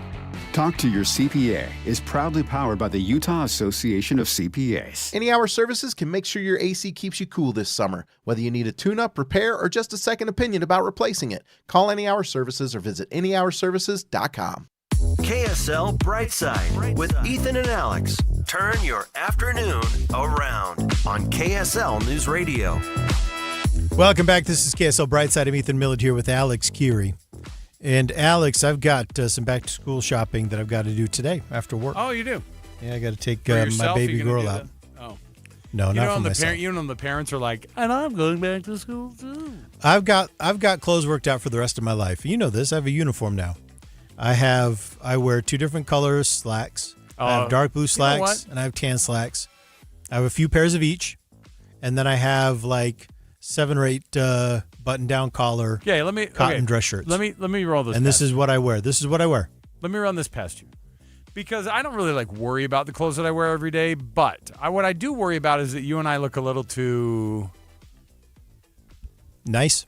Vanilla sometimes. We're kind of like, I'm very basic. Yes, I'm very basic. What if we just did a full, because you go and you do a different job after this. I do. But we come here and we do this job, and it'd be like, you have to wear a different uniform. But what if we got some coveralls? You know what I mean? So like a jumpsuit. We had like a uniform? Corey could get some. Corey could wear a jumpsuit. Caitlin would wear a jumpsuit. And it's basically like, it's that Brightside blue. Mm-hmm. It's got our name right here. Yeah. And then Brightside logo over here. Like on Bottle Rocket. Yes, it's exactly right. What's the guy's name? Bob Odenthorpe. Bob Mapplethorpe. Bob Mapplethorpe, getaway driver. I'm a risk taker. I don't know if I want to get the coverall because it makes us look like but we have to. It makes us look like we're a team. Right, and in the last segment we get done and we go, gosh, that was tough work, and we do like a Mr. Rogers situation. Mm-hmm. We all get into our regular clothes and go, Man, that's tough work. I'd go for that. I want Cheryl to pay for it. Well, I mean, that goes without saying. I still have that P card till November. Well, let's use it. Oh, Now, P card till November? let's take it back to school shopping because it's a great band name. So here's the thing that many families are really, really not looking forward to for back to school shopping, and that is shoes. So we all know, as parents, we all know the problem with shoes, and that is your kids' feet grow, and the shoes can get worn out, but also they grow out of the shoes. It can be unbelievably frustrating. Additionally, in the first half of this year, shoe prices rose by 3.2%, which is the fastest pace in 34 years. That's according to the Footwear Distributors and Retailers Association. So tremendous price increases in the arena of shoes, which is something that it's frustrating for a few reasons. Number one, your kids grow out of them. Number two, they are these crazy status symbols for kids, which means parents are under a tremendous amount of pressure to try and get the right shoes for their children, and it's like an arms race, man. It's like an arms race, and you just can't win. And that pressure that parents come under can be so great. And then to have that thing specifically facing such high inflationary pressure, I mean, 3.2% increase in the first half of this year, highest rate of increase on shoes in 34 years. So I don't know, man. How do you do it? Yeah, the thing is that do you let your kids pick out the shoes? It depends. Or do you give them like parameters and say, this is what I'm willing to do? I get them for them up to a certain age. Now, I will say that my kids are pretty good about being like, they're not going to do the – I do both of my boys. So think about being an 11-year-old boy and a 9-year-old boy right now. Like that's a shoe age group. You know what I mean? Because now my teenagers that are older are like less – they're not as fixated on it. It's not as important at the age of 16, 17 as it was when they were like 12, 13. It's that junior high age. Remember we were talking about how stupid the junior high age is and how annoying it is that it's just so much pressure. And we have a shelf, Ethan, in the garage. Okay. That is filled with 1 million shoes. Yeah. And we have 7 kids. 7 kids everyone's and years gonna get, of shoes. Everyone's going to get shoes once or twice a year. And I've also thrown 1 million in either the garbage or given them to DI. Yeah. But it doesn't matter. We have shoes constantly because the shoe sizes change all the time. And I have made the mistake now of guessing wrong on shoes. Hey, these would be cool for you, right? Yeah. And then I'm like, and then it turns into tears later and be like, I didn't even want those, you know? Yeah. It doesn't matter what it is. It's even if it's the one that they hate or the one that they like. I'm typically spending between $60 and $80 on like the ones that are like, hey, why don't you lean this direction instead of the super expensive Air Maxes or something, or these super trendy Adidas Sambas that I'm like, I've never seen them in that color before, and they're $110 right off the bat. I was also the sixth of 6 kids in my house. So was it hand-me-down city? It wasn't. No, because my feet got too big, too fast. I was the biggest feet in the family as the youngest kid. I was a 13 at 13. I was a size 14 shoe at 14. And so there's a lot of shoes when I was growing up. Like but shoes have always been expensive. Now, I worked at a shoe shop when I was in high school. I say a shoe shop. I worked at a sports store in the mall that sold shoes. We sold the Penny Hardaway, one of the first editions of the Anthony Hardaways, the Penny Hardaways, that were the first $200 shoe I ever sold. And that was back in 1997. A $200 pair of shoes. Think about the prospect of that in 1997. Shoes have been expensive. Nikes have been expensive. Popular sneakers have always been expensive. I remember seeing kids that had $100 shoes and thinking, who are these people? You remember the Reebok Pump? You remember the pump shoe on the front? You had to have it, man. And I never got remember any of that thinking, who on earth are these kids that have $100 shoes? It's the same ones who have the Little Debbie snacks in the pantry at home. Among the must-have shoes this year, among the must-have overpriced shoes that your kids can get you for, I was just reading about the Nike Mines. Have you seen these shoes? Oh, these are the ones that they poke your feet. Yeah. They have needles in them. They poke your feet. They're all, wake up, kid. Yeah. So basically, it is a specialized texture in the insoles that stimulate sensory nerves on the foot. Needles. And so Nike say that this has benefits including improved balance and posture, better circulation, and support for emotional regulation. So they're uncomfortable.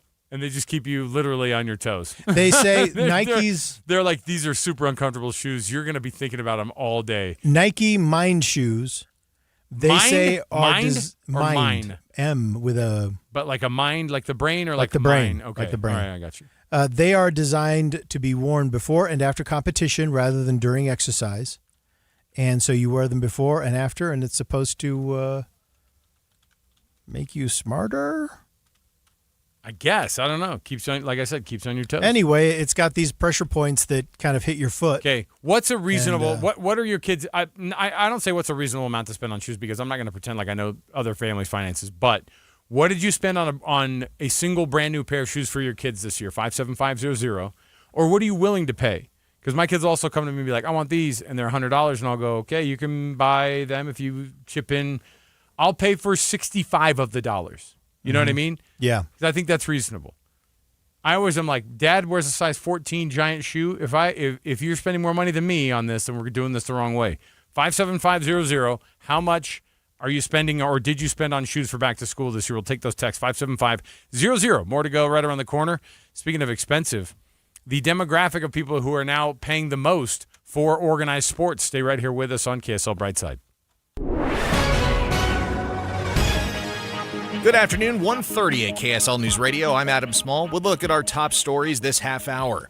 A triple murder case out of West Valley City has hit another roadblock. Isaiah Pulu's attorney, J.P. Brummer, says Pulu's former employer is not responding to their subpoenas to testify in his case. We're going to ask about training for Mr. Pulu. We're going to ask about his employment history, how he was told to handle certain circumstances that arose on the day of the incident. Brummer says he believes the man is ignoring the court order and that he's a material witness in their case. The judge has now issued an arrest warrant for the man in question and pushed back Pulu's preliminary hearing again. Pulu was charged with 3 counts of murder after prosecutors say he left 3 disabled men in a running van inside a garage in West Valley back in February for hours so he could go inside, allegedly watch TV. Our top national story this hour from ABC News. Sources tell ABC News Luigi Mangione, the man accused of killing United Healthcare CEO Brian Thompson, could plead guilty in his federal trial tomorrow. ABC News legal analyst Brian Buckmeyer has details. The note that we're getting is that a guilty plea will be announced. That's not how anyone I know talks about guilty pleas in the criminal justice system. Either a guilty plea is taken or not. And I fall back on, I think this is a last-ditch effort by the defense to ask for an open plea from the judge based on the language that we see here. But if a guilty plea is taken, I think the overall hope is that if you can finalize the federal case, then you can revitalize the argument for double jeopardy with the state case. But even there, I think that's a losing argument. Sources warned, though, the plea agreement has not been finalized. Your money at this moment, major markets still in the green this half hour. The Dow's currently up 76 points, the S&P up 55, the Nasdaq's up 250, and the cost of oil is down today about $2 a barrel, down to just over $81 a barrel. Coming up, rain and much cooler weather. KSL weather is next. KSL News Time, 1:32. A reminder about the simplest way to get updated for your day. Hit your KSL preset when you jump in the car, and we'll take care of the rest. Hear key news updates and traffic reports. Andy and Amanda from 5 to 9 in your car. KSL News Radio at 102.7 FM. I want to extend an invitation to stop hiding in the back of photos. I know what that feels like. Mm-hmm. How long can you hold your breath for the photo before you finally have to let it out? Yeah. You don't have to do that anymore once you go through Soda Diet and Nutrition because they will change how you look. I let go of 70 pounds in 5 months. And I let go of 37 pounds in 3 months. And I remember when I used to wear jackets even in 100 degrees in the summer because I wanted something to cover my waist. Do you know how fun it is to be able to tuck a T-shirt in? This is the simple things in life. Tucking a shirt, wearing shorts, and not feeling self-conscious is awesome. Putting a belt on that goes right below your belly button where it's supposed to go. Yeah. I didn't know that was possible. And then it was because of Soda Diet and Nutrition. Right now, you can get 4 weeks for free by calling 866-800-SODA and just mentioning KSL. But the time's running out to take advantage of this, so call 866-800-SODA, mention KSL, and get 4 weeks free because Soda is, say it with me, Amanda, state of the art. The Children's Center Utah provides a unique service in our communities by meeting the needs of very young children and their caregivers. Here's another Little Minds Big Hope message from Dr. Jennifer Mitchell, the Children's Center Vice President of Clinical Strategy and Innovation. Did you know frequent or intense tantrums can sometimes mean a child is feeling overwhelmed emotionally? Young children often show stress through behavior. Find out more at childrencenterutah.org. Who is Farm Bureau Financial Services? At our core, we're relationship builders. We're home and auto bundlers, life insurers, farm and ranch protectors, and retirement planners. We're neighbors, community members, and friends. We're the people you can count on now and for years to come. Find a Farm Bureau agent at fbfs.com/protect. Farm Bureau Property and Casualty Insurance Company, Western Agricultural Insurance Company, Farm Bureau Life Insurance Company. Progressive knows you've got plenty of things to worry about. What time does the kids' practice end? How long has that check engine light been on? Are takeout containers microwave safe? So the last thing you should have to worry about is what to do if something unexpected happens on the road. That's why if you're ever in a major accident, Progressive's accident response can detect it and send help. It's just one less thing to worry about. How long does chicken last in the fridge? Progressive Casualty Insurance Company and Affiliates. Limited availability in California. Driver is responsible for emergency and towing charges not covered by the policy. Everywhere you look, things are getting more expensive. But at Consumer Cellular, we're lowering the price for those 50 and up. Now you can get unlimited everything for just $35 a line. That's $35 a month for unlimited talk, text, and data. Switch to the carrier ranked #1 in network coverage and customer satisfaction and get unlimited everything for just $35 a month. Call 1-888-FREEDOM or visit Consumer Cellular online or in-store today. Price includes $5 credit for autopay and e-billing. Taxes and fees apply. Data speeds reduced after 35 gigabytes. Rankings done by 2025 ACSI survey. Traffic and weather together is brought to you by UCCU. Learn how to save more this summer at uccu.com. Here's McKenna Rodriguez. Bangor Highway is experiencing some slowdowns between 3500 South and the 201. North and southbound I-15 in Farmington. Also seeing some delays at Park Lane there. Looking like it's due to rain and construction. McKenna Rodriguez in the KSL Traffic Center. Got a 70% chance of rain and thunderstorms for the rest of the day with a high of just 81 degrees. Staying in the low 80s again tomorrow. Then we're back up to 85 come Saturday. We're not expected to get up into the 90s again until at least Monday. Right now, it is 73 degrees and mostly cloudy in downtown Salt Lake City. I'm Adam Small from the KSL Common Spirit Health Studios. Listen online at kslnewsradio.com. We are Utah's news, traffic, and weather station. KSL Brightside with Ethan Miller. Doug Wright is probably rolling over in his grave hearing us back on the air. And Alex Curie. Well, first of all, Doug's not dead, but yeah, he probably would not approve. This is KSL Brightside on KSL News Radio. Okay, welcome back. You're listening to KSL Brightside. I'm Ethan Miller here with Alex Curie, and we got your text at 57500 asking about shoes. Shoes have increased in price by 3.2% in the first half of this year. The biggest, basically, we're seeing the highest rates of inflation on shoes we've seen in 34 years. It's the fastest it's gone up in price in 35 years for sure. And I can see it, man. When you go into the store and you know it's going to be $100 before you even break a sweat on one pair of shoes. And if you're like us at our house, buying multiple pairs of shoes is a lot of times the case, especially to start up the school year. And tough prospect. So this is on top of mind for me because after work today, I'm taking my daughter out, and I asked you yesterday. I said, what do we need to get for you for back to school? And it seemed reasonable when she said it. Okay, I'm going to need one pair of pants. Yeah, okay. Maybe a couple shirts and a pair of shoes. See, and that sounds reasonable, baseline, right? Straightforward. Yes. But we'll see. I guess we'll see. I was going to say, we're taking your text, though. Yeah, go ahead. What do you think? So is she okay? Does she shop online at all, or is it an in-person She situation? loves to do online. I'm an in-person guy. I am too, but I'm also stopping at a store and trying on clothes makes me want to die thinking about it. Here are a couple of texts we got in. Someone's recommending UGG slippers for $109.99. No. I mean, that's expensive, but Uggs could be actually more expensive. But I'm saying those aren't going to be. Those are not good wear to every day. Yeah, running around in the schoolyard kind of situation. Those are good for some days. Here's one from Spencer. I spent $100 each for both of my boys on shoes. See? Someone else texted in the Walmart special, $20. See, and again, but here's the problem you get with the Walmart That's what I'm special. talking about. Here's what you get with the Walmart special, because when I was in college, I did this move. I was like, dude, I'm going to Walmart. Dude, they got like super cheap shoes, and they have size 14s. Yeah. And I can't tell you how many times I regretted how uncomfortable they were, how they fell apart really quickly. So you would kind of get what you paid for. Yeah. Because it was like this really cheap product, and $20 actually turned into I'm getting new shoes in 3.5 months or 2 months. Here's a text yesterday. Just took teenage grandgirls out for school shopping. Actually, their birthday gifts from me. $110 Sambas for both. Yeah, see, again, Adidas loves 110. Yeah. Adidas loves the number 110. Oh, yeah, 110 for this jersey, 110 for these shoes, 110 for 110, 110, 110. And it's just, Adidas is more expensive than you think they would be. And I wish that my kids would go down this route. Like I said, my older kids are like, yeah, I like nice shoes, but, they do the thing, too, where they trade a lot.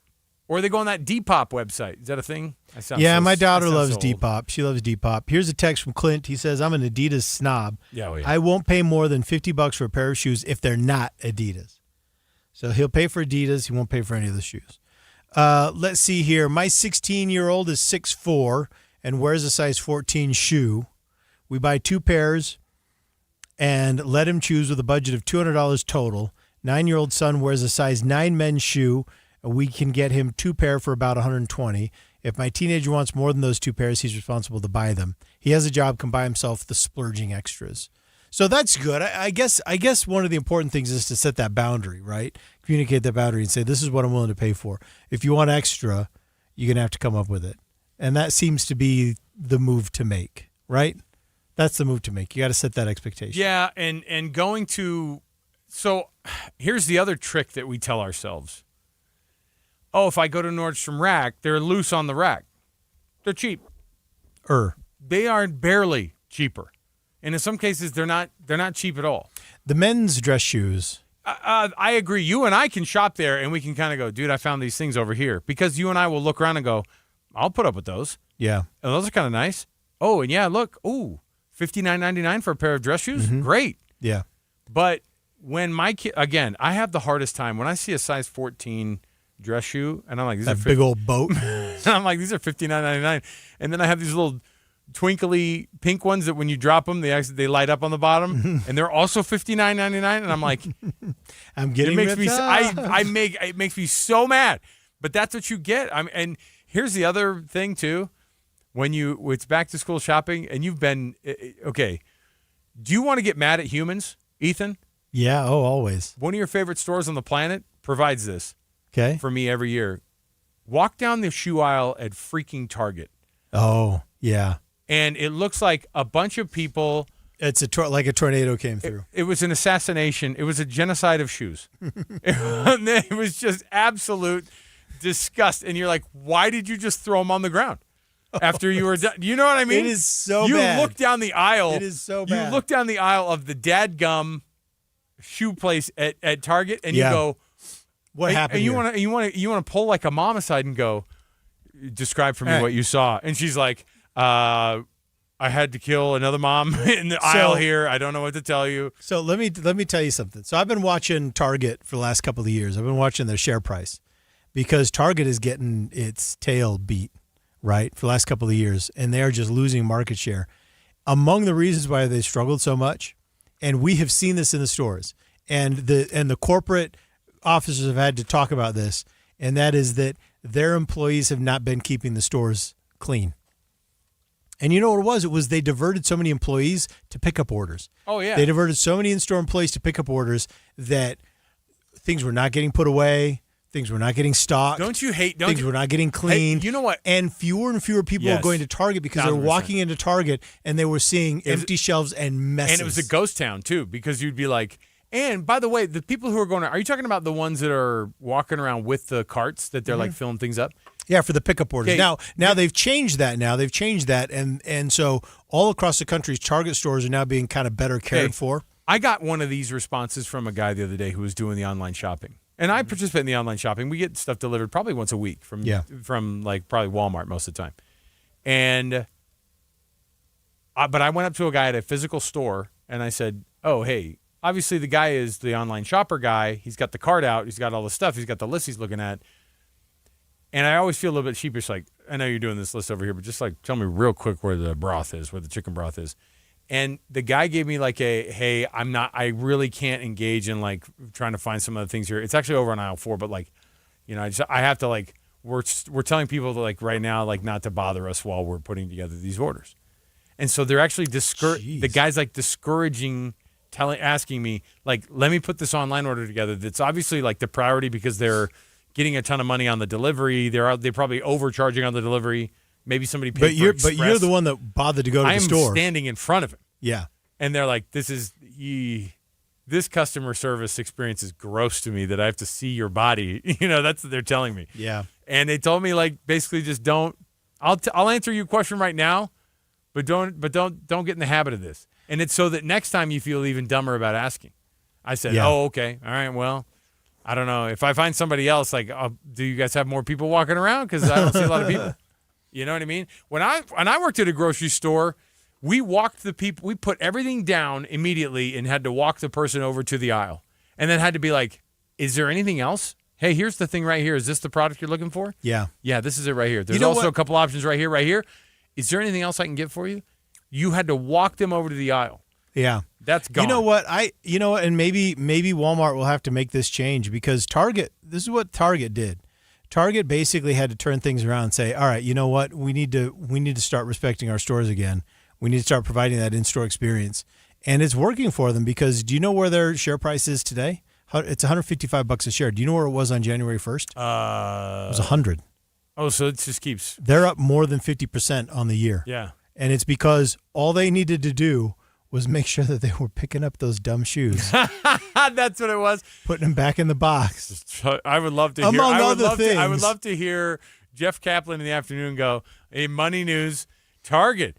Investors seeing a lot more shoes picked up lately. And they're like, there's no You way. would be amazed. I mean, obviously there are other things that they do, right? There are other things that they've got to do. But one of the things that came up, and this came up, and they were like, and Target said, we are suffering in part because our stores have gotten so messy. Target, now committed to picking up their crap around the store, has now gone up through the roof. But I've noticed in our neighborhood Target, I've noticed it's better. I have noticed that. See? Yeah. It's because the shoes got so embarrassing. Oh, my goodness. I know exactly what you're talking about. The way that they treated them, I mean, the problem is the way they treated it, the shoes aren't the real problem. It's the person who just goes, shoe, no more, gone. Yeah. Gone. They're throwing them around. Yeah, but you know what? You're always going to have customers like that, right? You're always going to have that. You do really have to have someone come through and pick them back up and put them away. Fine. And because you're right about that. But I'm telling you, it's a bigger deal than people realize. How those Target shoe aisles look like they've been invaded by Russia. Just that's crazy. Anyway, all right, we got to take a break. When we come back, we have tons more to talk about today. We have, of course, we're getting in next hour to a bunch of different topics. Yes, food may come up. Somebody asked me earlier. They tweeted. They go, "You guys haven't started talking about food yet. Don't you worry your little head." We do have an interesting topic about parents.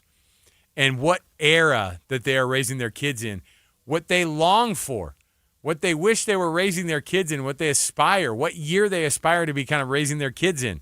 Stay right here with us. More to go. I'll explain. It's KSL Brightside. Advanced Window Products. We've been talking to you about Advanced Window Products for years. And guess what? Here's the bottom line. If you want to save money on windows, if you want to save money on your utilities, you can do it all in one place. Advanced Window Products. They are the factory. They cut out the middleman, and all they have to do is just say, hey, look, we'll come to your house. We'll do the energy audit. We'll show you how much you can save. If it comes down to it, it's not just the government rebates you're getting back. It's a beautiful window that's going to change the look of your home for good, and you're going to get the best, lowest energy cost window on the market and the highest quality. They know Utah winters. They know Utah summers. They're from Utah. They've been here for 40 years. They warranty them for life. And that lifetime warranty is even transferable for the lifetime of your home. So give them a shot right now. How about $2,500 off of 10 windows or more? Get that free energy audit and then take advantage of the 10 windows or more for $2,500 off right now. 801-850-9100. That's 801-850-9100. It's Advanced Window Products. KSL Broadcast Group contests are open to participants 18 years of age and older that are residents of Utah, unless otherwise specified. Employees or agents of the station, Bonneville International Corporation, other area radio stations, or any entity associated with the contest may not enter. Persons who have won in the last 30, 60, or 90 days from a station contest or event may not be eligible. Full general contest rules are available at kslnewsradio.com/contests. My friend Joey means well. Always remember that the early bird gathers no moss. But he gets a little confused. You know, you can't make a silk purse out of a wooden nickel. Like Joey, many of us can be confused when it comes time to plan for retirement. When to take Social Security, how to use that 401k, what about the stock market, taxes, and Medicare? Todd Kim at Galileo Wealth Management can help to simplify retirement planning. His goal is to have you walk into retirement with confidence, not worry, and to address the number one concern among retirees today, the fear of running out of money. Call Galileo Wealth today for a no-cost, no-obligation meeting to talk about the details of your retirement. 385-247-7000. It's 385-247-7000. Or online, GalileoWealth.com. And remember, one man's trash is thicker than water. Of course, water's not thick at all. It's watery. Jeff Kaplan here with Bonnie from Salt Lake City Fat Loss. Bonnie, tell us why Salt Lake City Fat Loss is the preferred weight loss program in Utah versus other weight loss programs that offer pills or injections. Our program is the #1 natural alternative to drugs or injections, and for those who want to lose fat and not muscle. People are spending hundreds of dollars on these injections that are giving them slower weight loss, where our program is a fraction of the cost and they're losing twice the amount of weight. Can people lose weight fast on the program? Most of our clients lose 20 to 30 pounds in about a month or two, but the biggest thing is they're learning the skills to keep the weight off. What are some of the things about the program that sets it apart from other weight loss programs? It's very easy to follow, and we use regular grocery store foods. There's no heavy exercising required, and you get a personal health coach to help you every step of the way. I chose the SLC Fat Loss Program along with 70,000 people across the U.S. It's offered exclusively in Utah at Salt Lake City Fat Loss. Schedule your free consultation online at slcfatloss.com. Liberty Mutual customizes your car and home insurance. And now we're customizing this late-night ad to make you more alert, which could help your driving. And science tells us that pulsing beats faster, stimulating audio like traveling sound, and voices on the higher, so-called brighter end of the audio spectrum like this can encourage focus. Also, a familiar tune can help, so... Liberty, liberty, liberty, liberty. When you see this in your kitchen, the stainless steel fridge is covered in fingerprints. You hear this. Leslie, people are going to think you were raised in a barn or by wolves, or raised in a barn by wolves. Fortunately, Wyman Stainless Steel 3-in-1 cleans, shines, and protects to give you the best shine. A spray and a wipe will have your fridge shining like a mirror. Wow, my fridge looks brand new. Your fridge looks amazing, Leslie. Sorry, I was being a little dramatic earlier. Your kitchen says a lot about you. Let it brag with Wyman. KSL Brightside with Ethan and Alex. Your lunch hour just got more interesting on KSL News Radio. Okay, Alex, welcome back. This is KSL Brightside. And,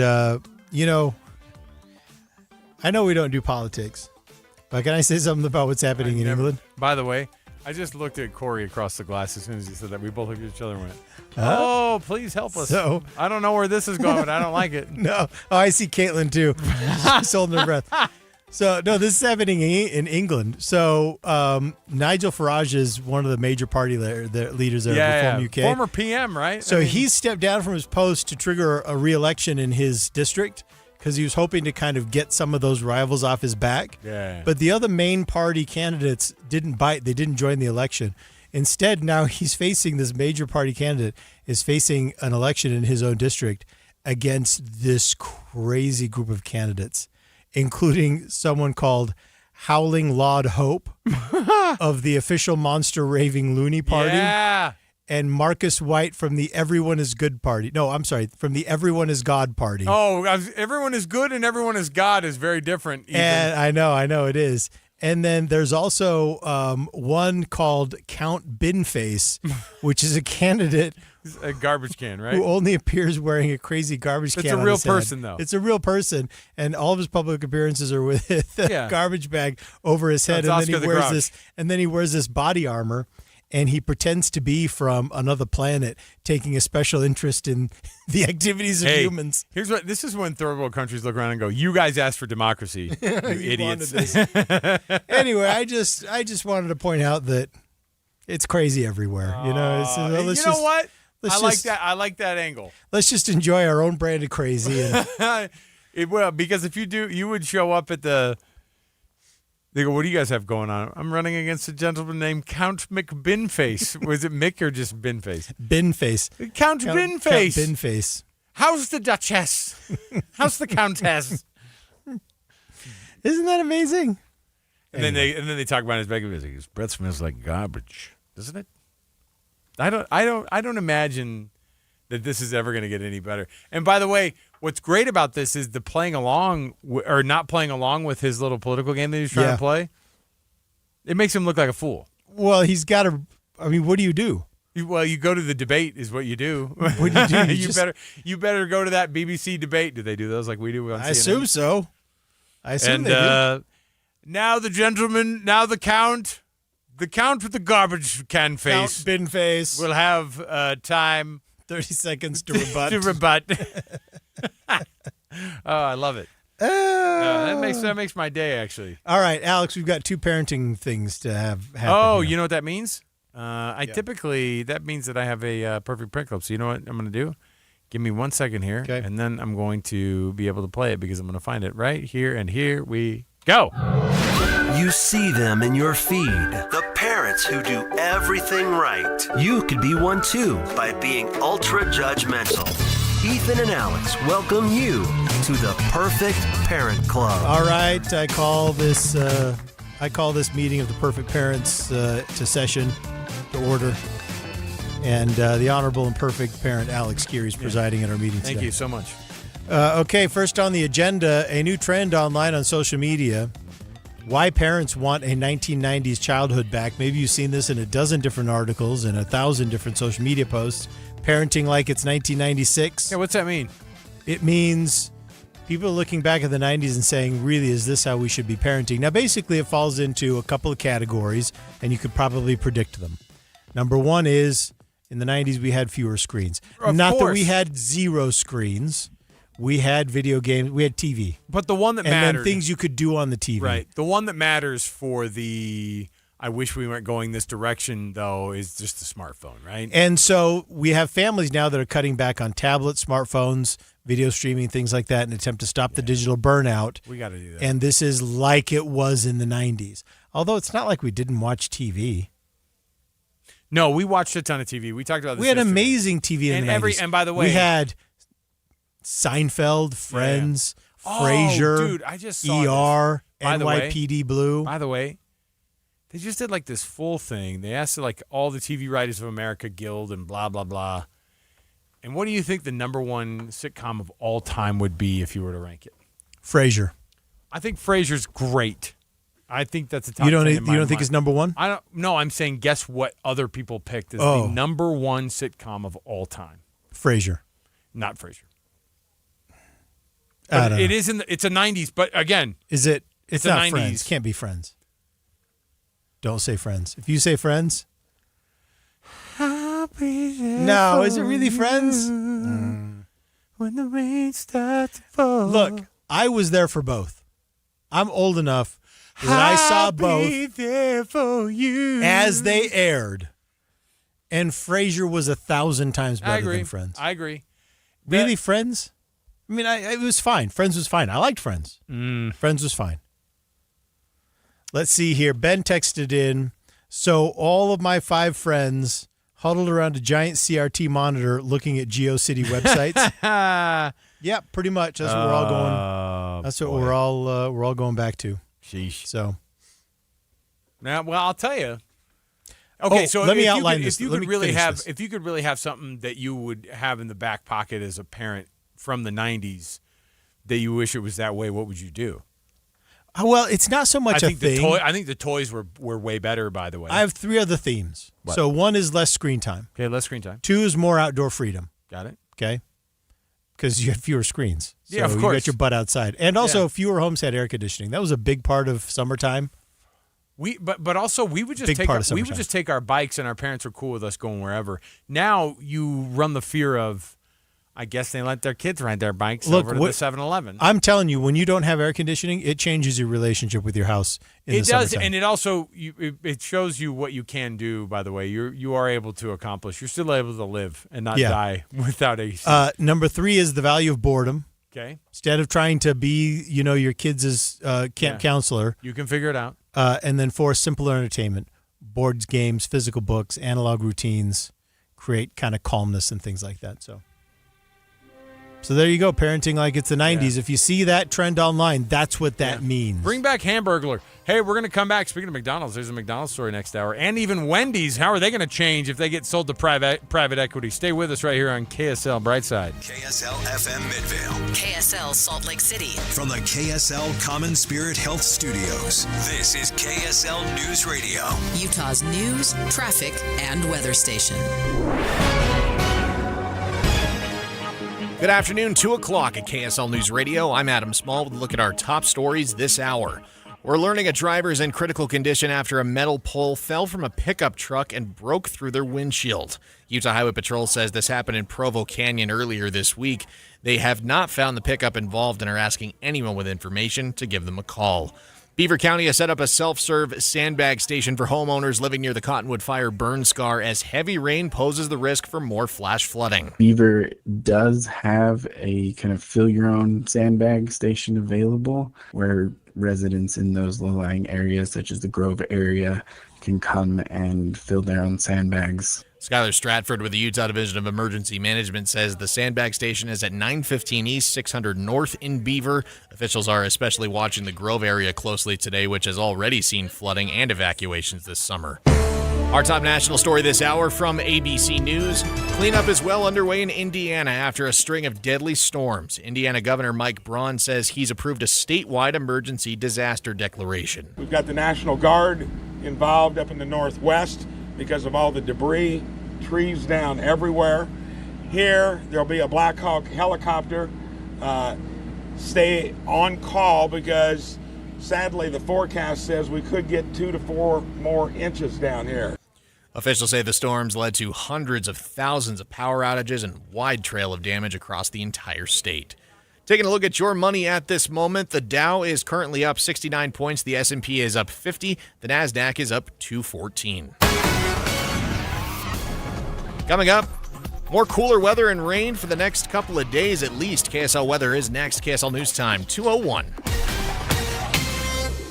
The sources where we get our news matters. When you listen to Utah's Morning News, we want you to feel the stories are important to you and trustworthy. This is Amanda Dixon. And I'm Andy Farnsworth. Join us weekday mornings on KSL News Radio. Isn't it something, the homes that they built in the state of Utah years ago that would have beautiful views because they're facing the mountains, but the whole side of the house facing the mountains has like 2 or 3 small little windows.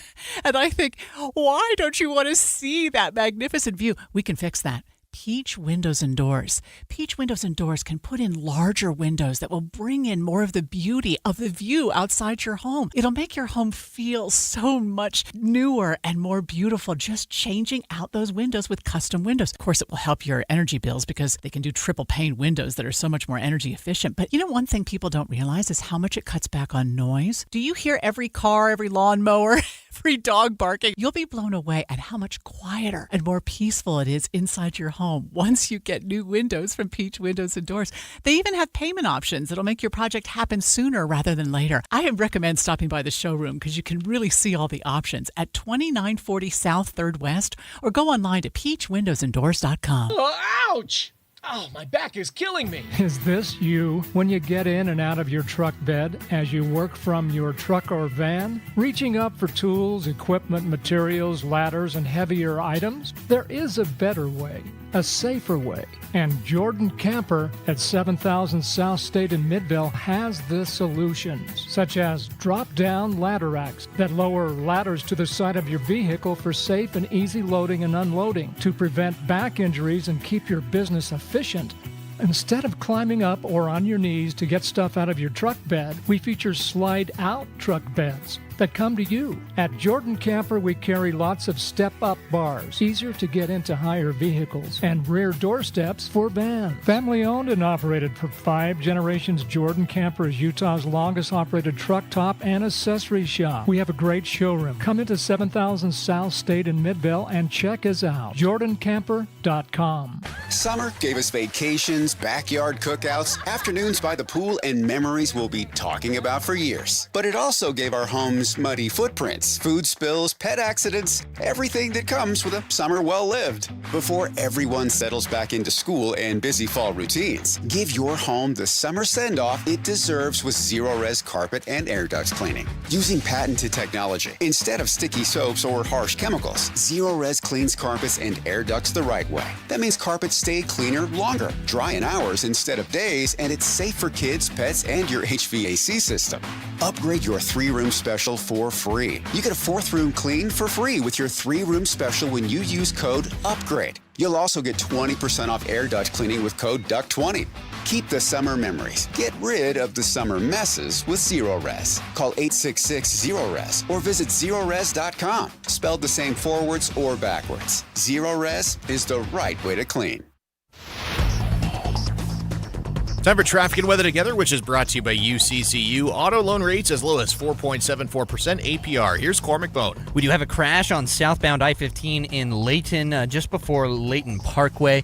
Looks like they were blocking left lanes, but are now just in the right shoulder, but not before delays could stack up. It's slow from about SR 193 all the way down to Layton Parkway. And continuing with these wet road conditions, we're seeing a crash southbound I-215's west belt just after 1700 north. It looks like they are in the right shoulder there, so do be careful as you come down toward the airport.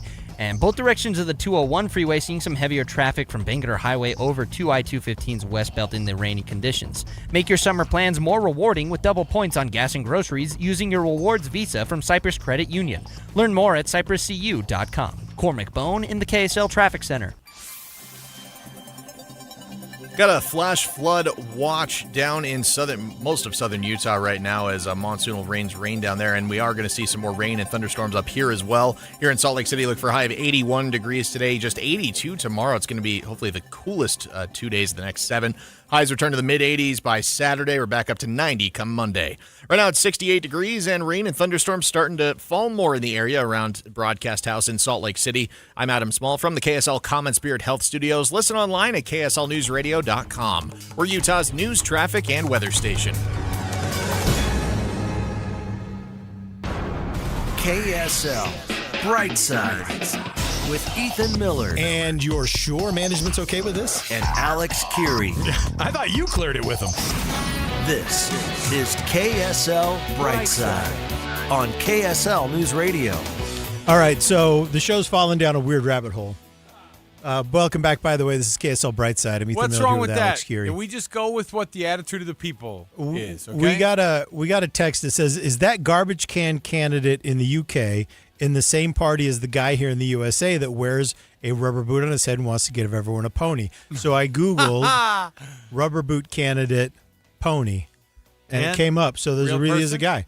His name is Vermin Love Supreme. Vermin? Mm-hmm. And then Love Supreme. So he has run on all kinds. He has run over the years. He's run as a Republican, a Libertarian, a Democrat, an Independent. Green Party. And his current affiliation is the U.S. Pirate Party.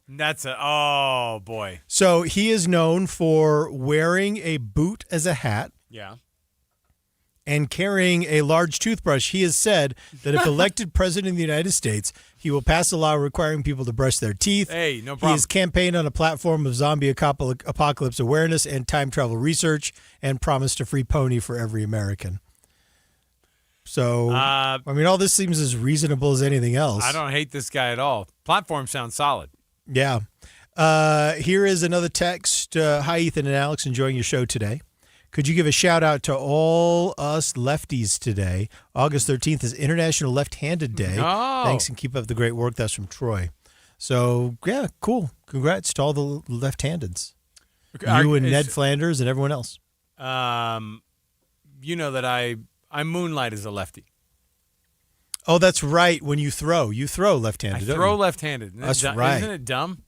It's the only thing I do left-handed. Well, it's not any more or less dumb than anything else. I mean, why would that be a dumb thing? It just is funny because out of all the things that I do, it's unusual. Yeah, it is very unusual. Like being ambidextrous is not unusual. Having the one thing I don't bat. No, it's not true. Actually, you know what else I do left-handed? I shoot left-handed. I'm left-eyed when I shoot guns, which is also wild. So you shoot left, throw left. Throw left. That's it. Everything else, right. What about on a skateboard? Right. Huh? I've never. When you're on a skateboard, which foot goes in front? Goofy-footed. What does that mean, though? I don't know either. But so imagine yourself. Let's say you jump up on a board. Yeah, right foot forward. You're right foot forward. Yeah. So that's left again. Is it? Are you sure you're right-handed? Okay, right-handed, bat right-handed, golf right-handed, point at you and laugh right-handed. I'm trying to think of other things I do right-handed. All my eating right-handed. All right. Yeah, you're obviously. I'm cultured. Yeah, you're lefty. You're a sophisticated. But see, man. my brother is full on lefty, like the kind that drags his hand through the ink, kind of lefty. You know what I mean? Mm-hmm. Corey, are you a lefty? Are you a full on lefty? Yeah. Corey's a lefty. I knew she was smart because lefties are smart too. We got another text here. Hey, Ethan and Alex, this is your old pal Bergen. You remember Bergen? Oh yeah, we love Bergen. It's been a long time. I just wanted to say how happy I am to have you guys back on the air again. I listen to you guys every night. It's the best way to end the day. You're just as funny and informative as ever. I still have my OG Nightside shirt and wear it with pride. Hey, look at that. Thanks, guys. Have a great week. You know what I think we should do? Because I know that we have a few KSL Brightside t-shirts. We just did a limited run. I would love to make some of them available to people who can still produce their old Nightside t-shirts. Show us the goods. If you have a legit one, there's like people coming in, they like have fake ones. They have counterfeit ones. No, I swear there's a Nightside. Even if you found it at DI. You're gone. I've seen them at DI. Mm-hmm. We had runs of Nightside shirts, which is funny because we just made a run of Brightside shirts, and you will not see those at DI because we will not put enough of those into the circulation because they are too expensive. Has they gone up in price? Oh my goodness! Because the old Nightside shirts were like candy. I know we handed them out like crazy. Every Thursday night we tried to get through a full box. We're like, yeah, get it out of here. All right, Alex. That's not even the best swag we had. Winter beanie and the chapstick. I want to pivot to a news story. Yeah, let's hear it. So this actually this story intersects with something that you and I talked about off air a couple of weeks ago, and that is how well/poorly the U.S. did in the World Cup. So the U.S. did okay, but we also kind of underperformed for where we really should be. Started off like insane. We've never seen a team like this, and then by the end it was like, oh, we've seen this happen. We can't get past a certain point. Right. And I've got this story now from the Associated Press. Higher income families more likely to enroll kids in organized sports. In fact, 7 in 10 K through 12 parents with a household income of at least $100,000 annually say their children play organized sports, compared to 4 in 10 with lower household income. So that's almost twice as much. And this kind of goes back to the problem that some people have diagnosed in American soccer, and that is that the pipeline in soccer is not as open as it is in other parts of the world, and that if you want to go far in soccer, you have to be able to afford very expensive special schools, very expensive traveling clubs, and what that means is that the U.S. is pretty much only getting a certain type of kid to engage in high-level soccer, and that's limiting that pool, and we're just not getting the great players that the rest of the world is getting, because the rest of the world is better is more able to bring up kids of all walks of life, whereas here in the United States, the pathway to the World Cup is through your parents' checkbook. So David Beckham, in my recollection with David Beckham was he was kind of like lower middle class at best. Wayne Rooney was a lot the same way. These are really, really good English soccer players. Maradona, Pelé, Lionel Messi, These are all people who grew up in Maradona in particular, like the roughest neighborhood. Well, and Messi was legit poor. Messi was legit poor too, but I mean, but Maradona was like in a very, very like sketchy, like very scary part of Buenos Aires. And part of the thing was he was like, I want to give my parents this thing, and I want to be able to get them out of there. Like so many athletes, and I want to be able to cheat and use my hands. Soccer, you don't see that as much in the U.S. Like, you'll get that with American football and be like, I want to give my parents – and with basketball. Because talent rises to the top in those sports, and they're just like, talent is the only thing that matters. Do you think in soccer, in soccer, it's interesting you brought that up with soccer. And this was not intended to be like here's why soccer stinks right now in the U.S. It's more along the lines of sports are so expensive now. Yeah. And – you have to find, and there are ways that they will let kids play, at the city level. If a kid came to the city up in KSL, for example, I'm pretty certain you'd be like, hey, this kid can't afford to play. There are ways to be able to get this thing to happen. Yeah, there are ways, but you look at the story of like Messi, Lionel Messi. Yeah. Grew up poor, didn't have opportunities. Soccer still found him. Yes. Can that happen in the United States? Is there in some city a kid that has the ability of someone like Messi, and he will just never, ever be found? See, like scouts for basketball and scouts for football, those are genuinely just like in the community, and they're right there. But like the best and highest level of soccer, and it's getting less and less like that in basketball, by the way, because it's all club stuff. Football's still pretty much dominated by the public school space. There's 7-on-7 leagues that are pretty intense, but I would say soccer is interesting because it is so closed off. And baseball is getting to be this way too. It's expensive. The travel teams are there.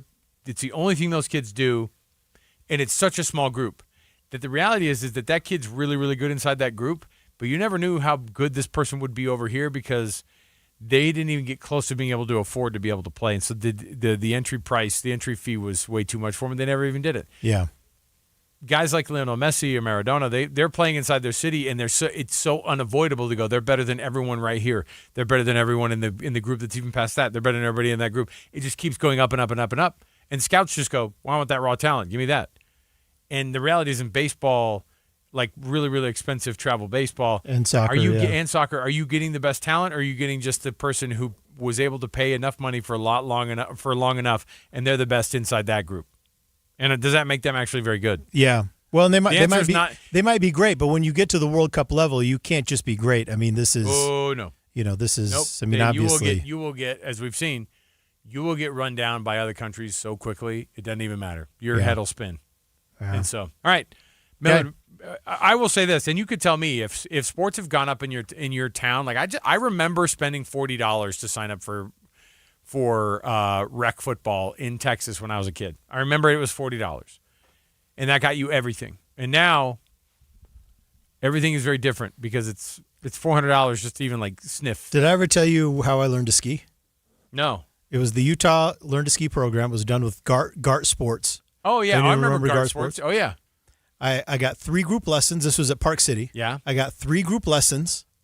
3-day passes, so there were 3 Saturdays in a row. 1, 2, 3. Oh, how much? 3 group lessons, 3 ski rentals, 3-day passes, and 3 bus rides. Yeah. Up there, we met up by your old place up there at Mouth of Parley's. There, the old Kmart. Yep. And we meet there right up. You want to know how much it was for the whole thing, all 3 weekends? $150, $100. $30. And the 4th, and after $30, I was a skier. Yeah. The 4th, 5th, and 6th grade pass that we have here in the state of Utah, they get you passes to like 3 days at all the resorts, basically. Mm-hmm. It's a great program. It used to be like free. They keep adding a couple of dollars here and there, here and there, and here and there. Pretty soon, skiing is pretty much ceasing to become a locals. It's hard to do. Thing. It's hard to do. Yeah, it's hard to afford. Skiing is for people who can come in from other cities and pay those prices. We will take a break. When we come back, we have tons to go in the program. You don't want to miss any of it. We've got some, what McDonald's is doing to pop up in the news, and Wendy's as well. So stay here. KSL Brightside continues.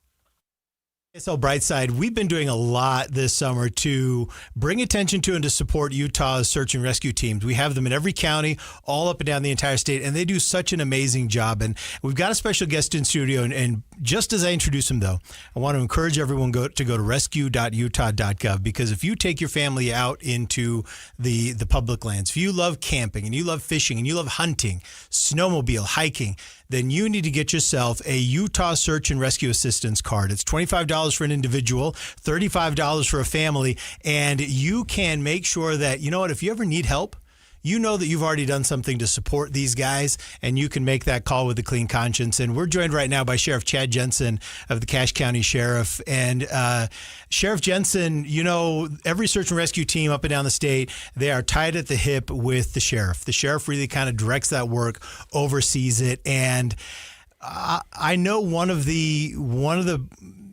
truisms you guys live by is that the best rescue is one that does not have to happen. Correct. That is the best one that we can have, is not to have it happen at all.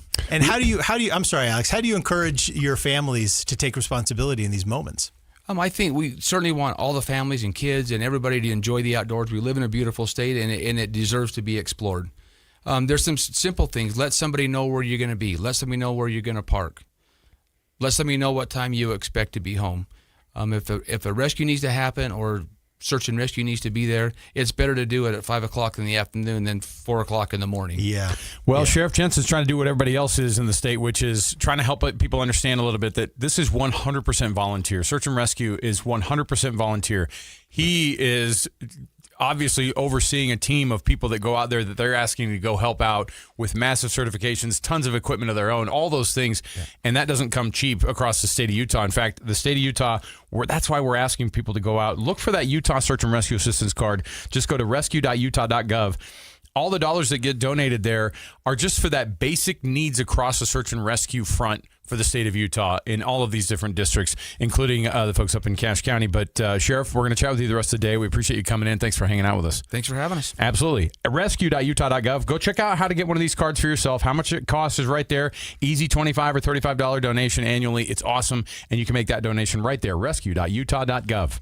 Hi, I'm Maria Shilaos, host of the KSL News Daily podcast, where you'll get a deep dive on a story important to you and the 3 things you need to know each weekday morning. Follow the KSL News Daily today, wherever you get your podcasts. Summer is wrapping up, and so is Soda's 4 free weeks offer. This is the last time for the summer. Grab it before summer is over. No injections, no awful side effects, just a natural way to lose weight. This is Greg Scortis, and I lost weight through Soda, and it was a great program for me. Call 866-800-SODA and mention KSL News Radio, and you'll get 4 free weeks free right now. You can learn how to keep your weight off through their Soda nutritionists who help you get to the root causes of your challenges. You learn lifelong habits that last long after the program is done. No lifelong medications, no injections. Weight loss medications can cost a lot, and for many people, the bill does not end. Soda is different. Degreed nutritionists help you get to the root causes of your challenges, guide you one-on-one, teach you lifelong habits so you can lose the weight without signing up for a lifelong bill. I personally lost over 30 pounds in just 7 weeks through Soda's plan. It was a great program for me, and it is for you. Soda is, say it with me, state of the art. You know, I used to think all money managers were the same until I spoke with Fisher Investments. Really? How different are they? Fisher's investment counselors are dedicated to service, not sales, keeping clients up to date on their portfolio. Well, they probably just invest in a bunch of mutual funds like I do. Nope. They build a tailored portfolio based on their clients' personal goals, helping them stay on track for a comfortable retirement. Well, they must make commissions selling products. Actually, Fisher doesn't sell any commission-based products. They're a fiduciary, and they believe that's a conflict. Then they have some kind of complex fee structure. Nope. Fisher has a simple, transparent fee that's a percentage of their client's portfolio. So they do better when their clients do better. It sounds like Fisher really is different. Couldn't have said it better myself. Fisher Investments. Clearly different wealth management. Learn more at fisherinvestments.com/different. Investing in securities involves the risk of loss. Getting help with plumbing repairs is easier than you think. All you have to do is call Any Hour Services or schedule an appointment at anyhourservices.com. No one helps more homeowners than Any Hour Services. KSL Brightside with Ethan and Alex, the show you didn't know you needed. and still don't on KSL News Radio. All right, welcome back. This is KSL Brightside. I'm Ethan Millard here with Alex Kier. We've got a few texts we want to respond to. We were talking about youth sports and how 7 in 10 families earning over $100,000 report their kids are in organized sports. Only 4 in 10 of lower income families report the same thing, so significantly higher participation rates. And we also talked about how is this kind of dynamic, and some people are blaming America's stall out at the World Cup on this, and that is that we're not able to reach down and really find talent that for the most part, the talent that we get in these sports are those families that can pay for it early, get into the club teams and to get into the travel teams early.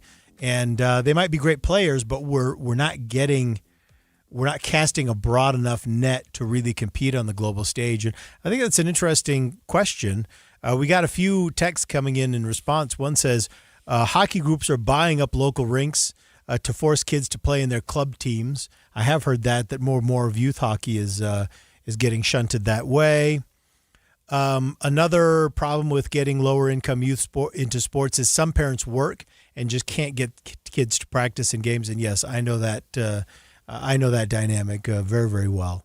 Is there has to be a level at which the parents need to be able to participate to some degree, and not everyone can. Ethan watches me every day run out the door because it's football season now, and I have to get out the door of the building to try to get a kid to practice here and there, whatever it might be. But it's a hard thing because we've got multiple kids in multiple sports, and we have to figure it out. And here's the other thing: we complain about how much it costs all the time. Yeah, and it's a lot of kids that are participating in a lot of things, and I'm super glad they're doing it. There are people who are like, we're not playing that this year. Why not? It's too expensive. Yeah. And they're not allowed to play because of that gate that you have to clear. And if you don't clear it, then it's a problem. Exactly. Here's a text, another text that says, you guys are getting me all riled up in my car here. I just paid $300 for my senior high school student to run cross country and my son $500 to be in marching band. It is an insane amount of money just to sign up for regular school stuff. That doesn't even include shoes for running. Tack on another $200. But I agree, these are activities that not everyone has access to because of the financial burden and strain. Another text here. They put a lot of pressure on the kids, by the way. Like in the football programs and stuff, they put a lot of pressure on the kids to be like, you have to bring in a $700 donation somewhere along the way. And if you don't, like, you're in real trouble here. Because the school fee to play golf for us is somewhere in that same range, that $500 to $600 range. To play golf, and that's before you buy the golf balls, and it's before you get to this thing, and they'll give them a sleeve of golf balls or two, but like it's not. I mean, I can't tell how many buckets of practice balls I'm buying constantly, and I go, what does our school fee pay for again? Yeah, I don't know. I actually don't know. Listen to this one. Interesting conversation. I'm right in the thick of it. I have a kid who plays competitive soccer, and it's nothing compared to my daughter's volleyball. Volleyball is crazy. We are now $8,000+ a year for club volleyball. Listen, club volleyball. That is wild. Club volleyball gets the biggest knock right now because it's kind of snuck up on people. I say snuck up on because that was never really what it. I'll tell you what was always expensive and continues to be one of the most expensive is cheerleading, dance, tumbling. Yeah. That is that's we know. You've already talked about it many times. Yep. You're not signing up for dance, you're signing up for a cult. A cult, yeah. And that's what it feels like. And club volleyball, from everything that I've heard, has turned that direction 1,000%. Wow. So, I know. The expense, $8,000? $8,000. I think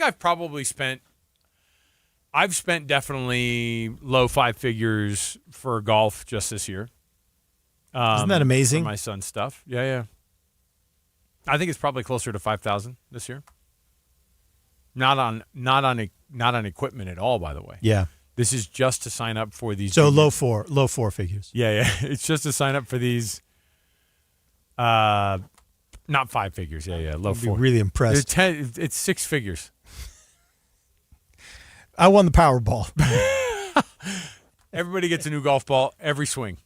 Or no, everybody gets a new golf club every swing. Okay.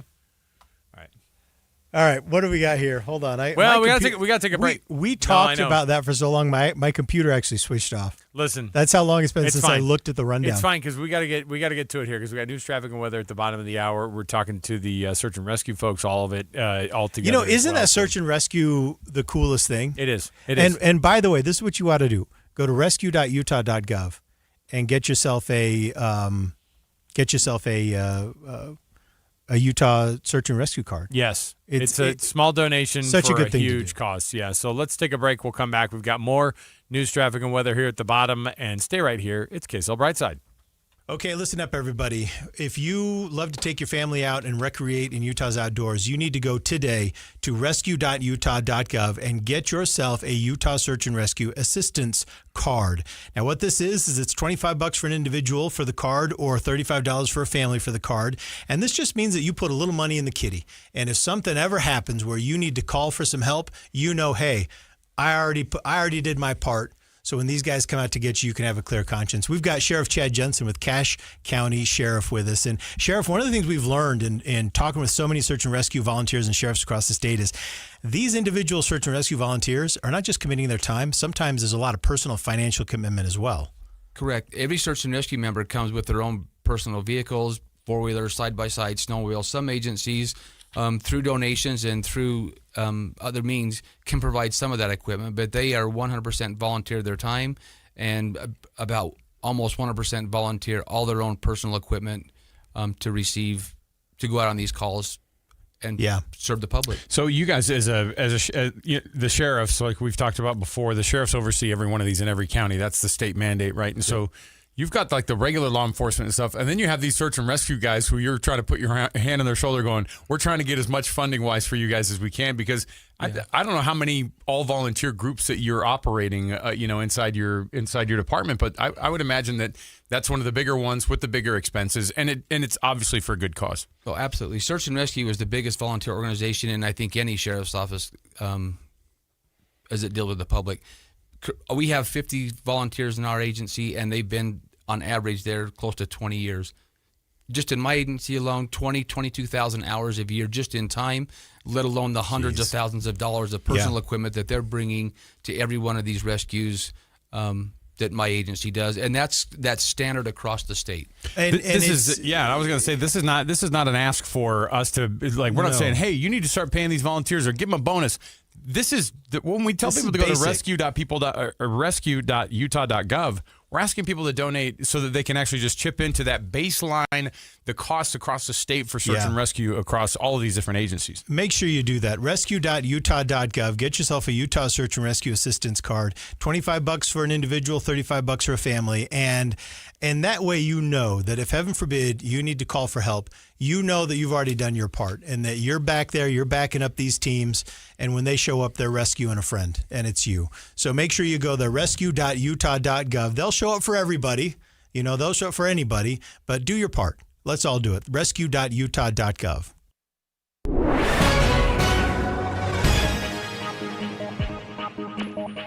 2:31 at KSL News Radio. I'm Claire Scott. KSL's top story this hour. The case of a West Valley City man accused of causing the deaths of 3 disabled men has hit another roadblock. KSL News Radio's Adam Small was in the court today, where attorneys said they were unable to track down a key witness in the case. Isaiah Pulu's attorney told the judge today they've been trying to track down this witness for more than a month now. He said they've tried going by his last known address, calling him, and even hiring a private investigator who apparently got him to text back, but that's about it. The defense is asked to delay the preliminary hearing again now that the judge has issued a warrant for this man's arrest. Attorneys say this man was Pulu's employer when he allegedly left 3 disabled men in a running van in a garage for hours, while detectives say he went up to his apartment to eat and watch anime. The judge has scheduled the next hearing for September 25th. Our top national story this hour from ABC News. An earthquake shook the San Francisco Bay Area early this morning. Even though it was classified as a minor earthquake, BART trains were stopped as a precaution, but there was no damage and there were no injuries. The shaking was pretty much right under the Oakland Zoo, right on the border with Oakland and San Leandro. The USGS originally said it was a 4.1 magnitude, but it got downgraded several times to a 3.8. There were 2 smaller aftershocks. The shaking was minor, but people felt the main quake all over the Bay Area. ABC's Alex Stone reporting from California. Your money at this moment, the Dow has closed up 69 points. The S&P is up 50. And coming up, thunderstorms and flood watches. KSL weather is next. KSL News Time, 2:33.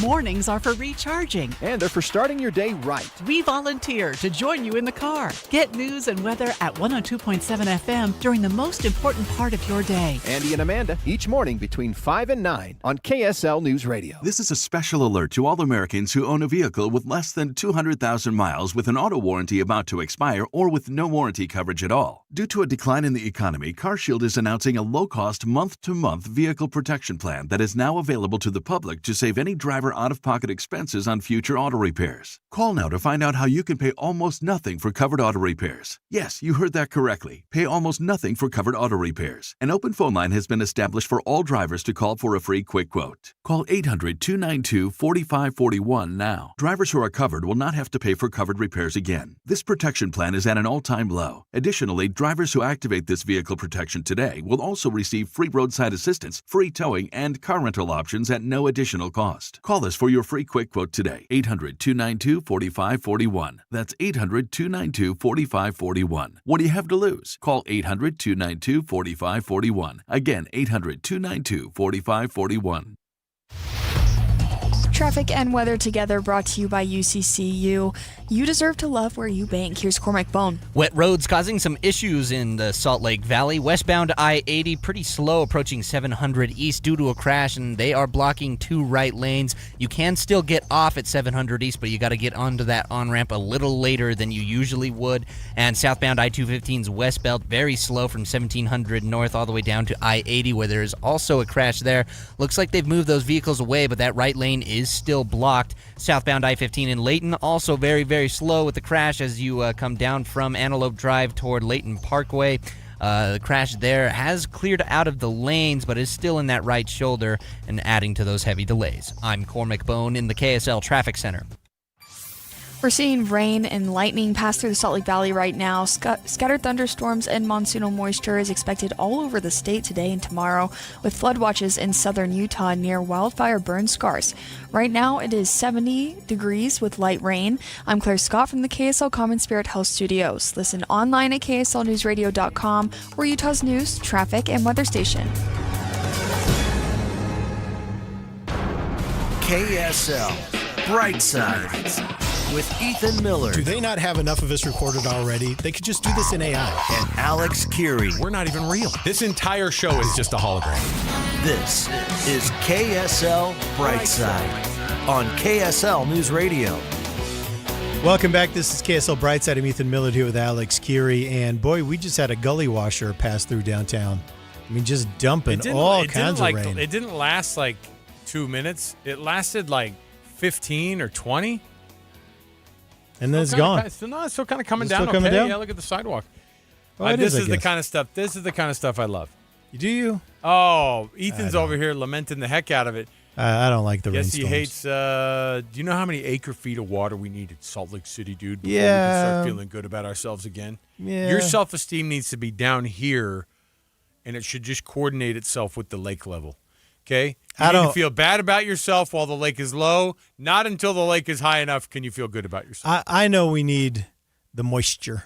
But I don't like rainstorms. Dislike. Dislike, would not recommend. Thumbs down. Do they creep you out? Yeah. Why? Don't give me the whole, it's in the Slot Canyon. We're in Salt Lake City. Well, that's literally it. Because me over here I and your my traumas. brother and some friends were almost killed by a rainstorm. And I know I'm not in a slot canyon in southern Utah right now. I know you that. aren't? I know that. But it doesn't matter. That's not how this works. Ethan. Yeah. It's not your fault. Doesn't matter. It's not your fault. I know I'm inside. I know I'm safe. It can't hurt you right here. Instead, he's looking out the window and he goes, psh. It's back for me. It's here to finish the job. So stupid. I don't, ever since then, I haven't liked rainstorms. I don't like them. And so I prefer not to be around them. But I get it. I get it. Storms like this are cool and they're nice. But Alex, in the meantime, I want to talk about some information we're learning about how McDonald's operates. there is a man named Reese Rogers who has a column in Wired Magazine, or story in Wired Magazine. And it dives deep into McDonald's and the data that they gather on customers. I want to read just the first paragraph of his story here. Are you ready for this? Yes. When I downloaded the McDonald's app years ago, I signed up for its loyalty program hoping to get better deals. Why not some cheap fries? Actually, this is something that people like about the McDonald's app. They did the free fries. They did the free fries. Or they still do periodically, but man, there's been a lot of free fries in my life too. There are a lot of deals, right? Okay. And then he goes on to say, as a California resident, I have the legal right to access the data a company stores about me. So I decided to request that information from McDonald's to better understand, et cetera, et cetera, et cetera. Oh, no. A few days after I visited the McDonald's Privacy Rights Center website and requested access, I received a 515-page file. Hold on. With the iconic golden arches stamped across the top. You know what? And it's not like he's a regular McDonald's goer. He goes to McDonald's regularly. Yeah. It's not every day. But he's not. Yeah, he's not the guy from Super Size Me. It's not his. It's not his only meal that he has. And the file that they had on just him was 515 pages long, and it had everything. It had every purchase he's ever made. Had every time he came to a store. Now that's embarrassing. It had listed out what they know about him. Did it have any pictures of him? Please tell me it had a picture of him. I don't know if it had pictures of him, but it had listed out all that they know about him. And it also basically has the determination that he is what's the term they used? Pisces? What is he? No. But basically they had a burger file. A burger file. They had a term that they used to indicate that this guy pretty much is a lifetime customer. And like that they know. It's a winky face. It's like, we freaking got this guy. Mm-hmm. It's a picture of, you know what it is? It's a close-up picture of like one of those chubby bellies with the belly button. Oh, this is what it is. Customer attrition likelihood. 0. The customer attrition likelihood is 0. That means he is never leaving. He will never leave. He is never leaving McDonald's. His estimated number of visits during the next 6 weeks is 2.16. See, and you know what? That's not crazy. McDonald's already knows how many times he's going to visit in the next 6 weeks. They know his average order. Oh my goodness! They know what he buys. Do you know what his number one? Item is? Yeah, the double cheeseburger. No, that's mine. Mine's a double quarter pounder with cheese, all day long. Yeah, it's double cheeseburgers is the much healthier choice of that. But go ahead. Large Diet Coke. That's his number one thing. Large Diet Coke. People love the McDonald's Diet Coke. Can you believe this? 515 pages. It would be for me is the soft serve cone, vanilla cone, but it's never working. Never works. It also had a record of every piece from the Monopoly game that he scanned in and whether or not he won a prize with it. Well, of course he didn't. Well, and then they just put LOL, haha. And what prizes he won. Because, you still win like the free sandwich and things like that, right? Okay. So things that you can still win. Let me ask you this. So I found something because it's one thing for them to know kind of what your tendencies are to buy things and everything, right? Mm-hmm. It's another to kind of know actually about you. You know what I mean? So I did something different. What did you do? I wanted to know. So I got in with this is and normally I would do this on our Ask an AI, but I'm fascinated by it right now. Maybe we'll come back to it again. I said, what can you find out about the deepest personalities of people based off of their McDonald's orders?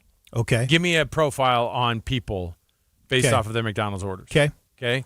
So give me here's the thing I already know about you though. You're also the only person I know that like adores a double Filet-O-Fish. Yes. Okay. I love the Filet-O-Fish. I double love the double Filet-O-Fish. Yeah, so here's what it says. It is twice as good. Right. So I asked this. I said, okay, what about the double Filet-O-Fish? Okay, well, here's the first of all. What's like a normal order for you? The quarter pounder with cheese. Right? Yeah, double quarter pounder with cheese. All right, so double quarter pounder with cheese. Straightforward, decisive, doesn't overthink food. Well, that's true. Personality matches somebody who already knows what they want in life, tries to make those decisions based off of what those decisions are. It's almost automatic. I guess. I mean, I know what I like to eat. How about just the Big Mac combo meal? That's a pretty straightforward one. That's number one. Okay. Isn't that a number one? It used to be. A Big Mac, fries, and a Coke. Okay. Conventional, familiar, low risk, likes the classic experience with everything in their lives. Likes extra bread. The 20-piece nugget. The type of person who loves to be able to share with others. There's no way. My kids don't share that, by the way. No, 20-piece nugget is not shareable. That won't get you anywhere. Okay? The double Filet-O-Fish. Now, my favorite thing that they said about the double Filet-O-Fish was this is a very specific choice. So this is AI's psychoanalysis of this me is AI what they based say on about my you. liking of the double Filet-O-Fish. The double Filet-O-Fish. Okay. While they might prove to be great independent thinkers, they've chosen McDonald's least popular item. Not only have they chosen the least popular item, they've doubled down on it. So AI is saying that I'm an independent thinker. Independent thinker who is definitely lost. Strong preference over convention. You don't order what everybody else orders. You know what you like. Yeah, well, that's true. Commitment. A single Filet-O-Fish says, I like fish. A double says, I don't need anybody's approval in this life. Comfort food person. Filet-O-Fish has a distinctive taste and texture. Yeah. No, we know. Yeah. We know. Ordering it repeatedly suggests familiarity matters. It does. I'm a routine guy for sure. So a darker interpretation they said you could have for your friend who likes double Filet-O-Fish. Yeah. I've stopped caring what people think about me a long time ago, which is actually that's not a dark one. That's a good personality trait. You know what? It's incomplete, but my progress is hard won so far. So you know what I love? This isn't lunch for your friend. It's a declaration of independence. It says that? Oh my gosh. AI is so freaking Oh weird. my gosh. Yeah. Oh my it says, gosh. now, one important caveat: an order alone can't reliably establish personality traits. Thanks, AI. But I don't know. I mean, You cannot get behavioral. Pretty confident there. These are fun interpretations, not psychological assessments. See how it ruined itself? Copilot. I know. Just let me live my life. You don't need to have a disclaimer at the end of everything that this doesn't actually tell you anything about what Ethan Millard is actually like. I am not a doctor. We know. We're talking about freaking sandwiches. And we know you're AI. Yes. We already know. We got a text here. I've heard from a fellow traveler here via text. Oh, I thought you were going to say a fellow double fish eater. At the kiosk, you can order a double fillet of fish, and you can add a fish patty, making a triple fillet. You got to watch them, though, because they don't expect that order, and they'll only put on two. Got to watch them. Because they don't see that order coming. Before you close that box, there's a third patty in there. A little light. And then the guy turns around and goes, "Are you kidding me?" Okay, I got you. Can I just put another patty in the box, or do you call it a patty? You call it yeah, I think so. Is it a fish patty? Fish patty? It's right. I think you call it a fillet. Oh, the fillet. Yeah. Fish that's fillet. right. All right. Which, by the way, it's real fish. Sure. Thanks. No, it is. It's double the fillet. It's double the fish, is what it is. It's like a whole fish in there. I know, but you ruin it when you put American cheese on it. Do I? All right. We'll take the break here. We'll come back. Our AI question of the day. There's no way it's going to top this, but we'll stay here. More to go. KSL Brightside. All right, before we get out here, Sheriff Chad Jensen's been joining us all day. Cache County Sheriff right here in studio. I love when these uniformed officers come in because it makes us feel like we're important, Ethan. And it also keeps us on our best behavior. No, I know. Also, that's a benefit also. But we do feel important because they are important people. The sheriff, just like all the other sheriffs across the state of Utah, are operating search and rescue teams that are a full volunteer outfit. And they are well trained. They are well equipped. Most of the time, that equipment is their own. They are there to make sure that we can stay safe and recreate in our mountains and that we can do it safely. And we don't want to discourage anybody to do that. We're asking for people to go to rescue.utah.gov to make a donation to make sure that they can be a part of what this looks like from a state standpoint. All these different jurisdictions, they need your help when it comes to raising money for search and rescue because it's all volunteer.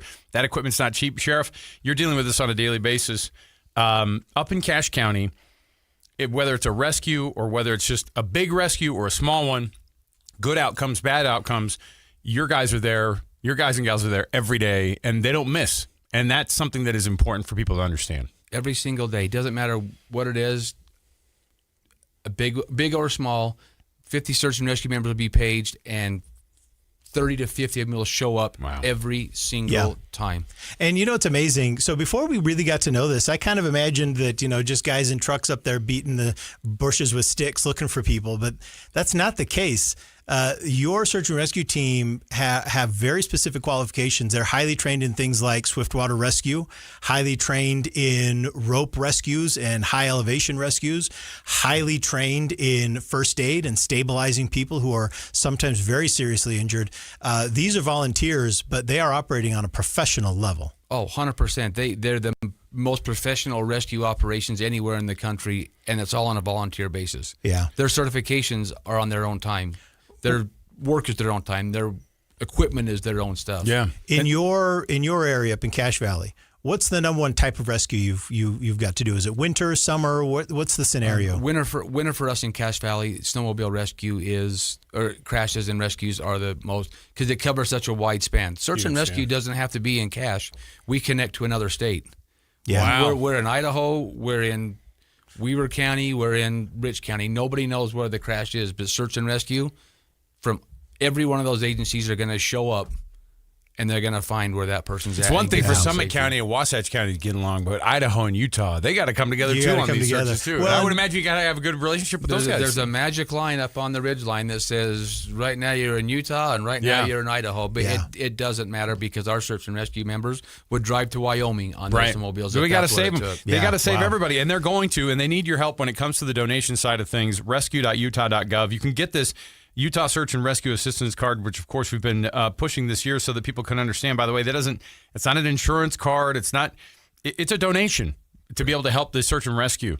And it helps you to be able to know, you know what, I'm helping out with this as well. Sheriff Chad Jensen, nice enough to come down all the way from Cache Valley today. We appreciate you coming in and hanging out with us today. Thank you for having us and supporting statewide search and rescue. It's in one of the most important public safety operations that happen in this state. Yeah, it's true. Rescue.utah.gov. More to go. Stay right here. KSL Brightside continues. Ready to win big this week? Head to ksl.com/win and enter for your chance to score some amazing prizes. You could win tickets to see the Utah Royals or Real Salt Lake, catch the Disney Worlds Collide concert tour, or rock out at Aerofest featuring Styx and Chicago at the Utah First Credit Union Amphitheater. That's just the start. There are even more great prizes up for grabs. Enter today at ksl.com/win. And good luck. Murphy's Law says that if your air conditioner is going to break down this summer, it's going to be when you least expect it and at the worst possible time. And for a lot of homeowners, the fear isn't just the breakdown. It's worrying about what happens next. Is this going to cost a fortune? Am I going to be pressured into replacing it?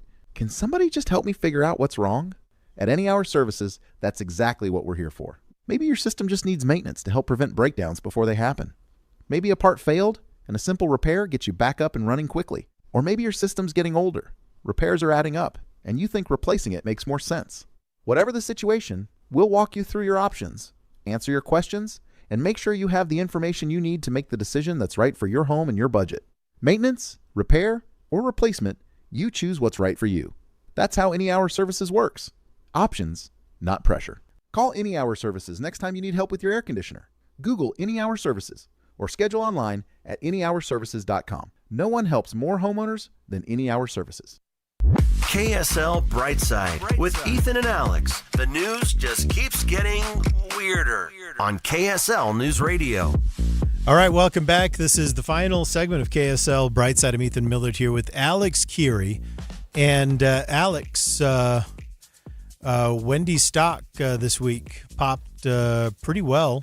Yesterday, popped 14% after it was reported that Trian Fund Management is preparing a takeover bid. No, that's not going to be any fun. Right now, Wendy's is publicly traded, but Trian Fund Management, which is Nelson Peltz's fund, apparently they want to take it private. They want to buy it, take it private. Nelson Peltz's fund. Nelson Peltzin. You know that band from the 80s? Nelson, what is it? Nelson Peltzin? Nelson Peltz. So I was saying the possessive. You know what it sounds like? An ice cream shop. Nelson Peltz.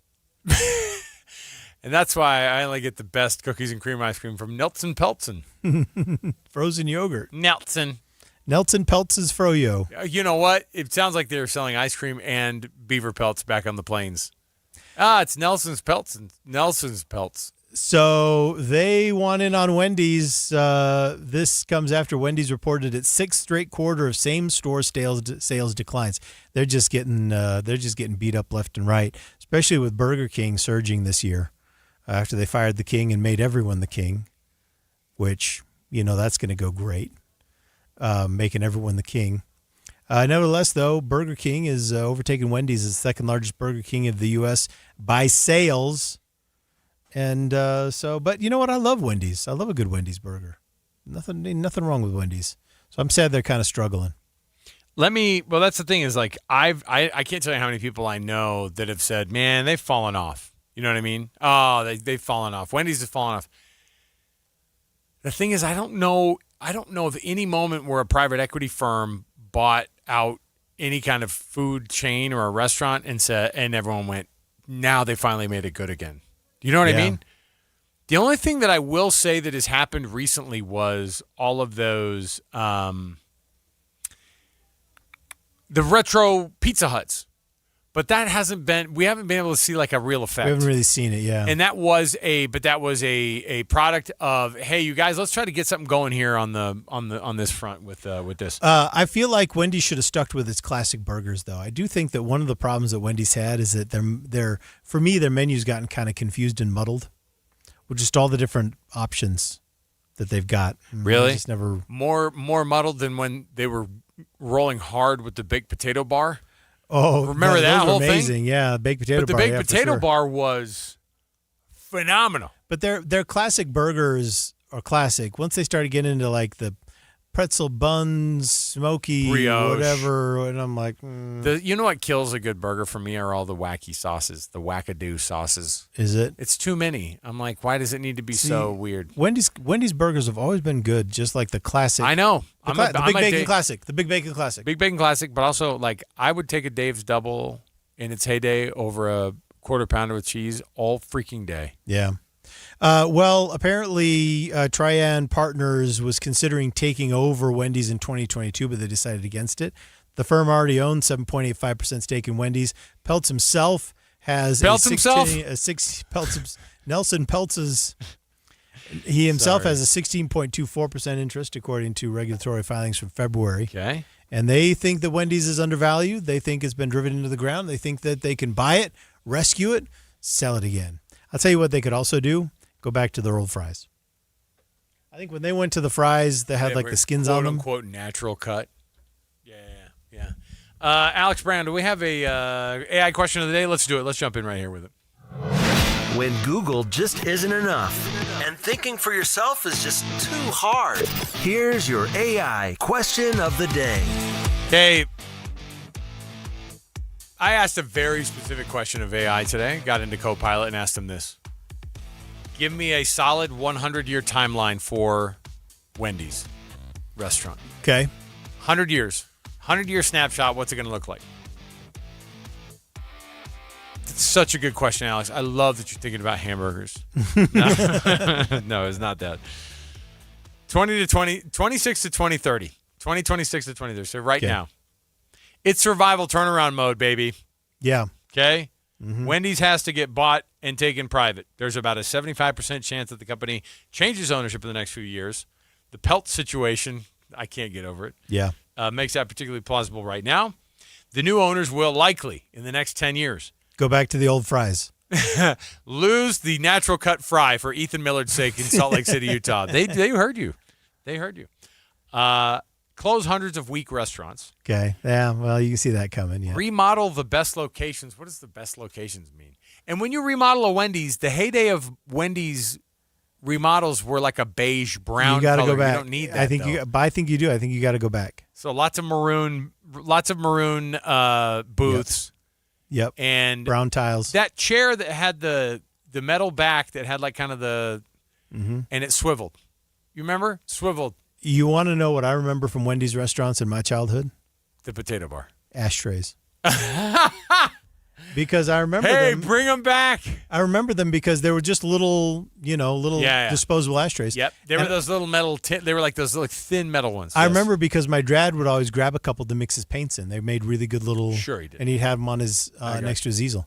I got you. So Reduce labor requirements, invest heavily in drive-through technologies, and expand internationally. I don't really know if I want to see that. Wendy's has 7,000 locations. It's likely that you're going to see the restaurant pare itself down to about 5,000 by the year 2035. In 2040, you're going to be a smaller, healthier company, not from like a healthy food standpoint. Right. Drive-through becomes heavily automated. The inside of the restaurant becomes heavily automated. I know, right? Don't go to that. Dislike. Finally, after everything is said and done, though, it's going to say, so in the year 2100, Wendy becomes an American cultural artifact after it ceases to exist. After the year 21. What kills it? I don't know. What kills Wendy's? I think it's just trying to be like a doomsdayer. No, I gave it an alternate timeline. I said, make it to where it doesn't go out of business. Says, okay, Wendy's will still exist in 2126. I'm all stop it. Oh, AI's a pushover. I know. But there will only be between 500 and 1,500 physical Wendy's branded locations. I want to know why AI thinks that they'll be out of business by 2100. Something like Wendy's Original is what it's going to be called. Yeah. When Wendy's is 157 years old, you'll be able to say, give me a Wendy's. Your car already knows your preference, and it drives you straight there, either in the air or on the ground, but you will definitely not be driving it yourself. Oh, my goodness. Don't make this about a self-driving car, you weirdo, co-pilot. You'll just think the word Wendy's, and it'll take you there. I love Wendy's as a 150-year-old legacy corporation.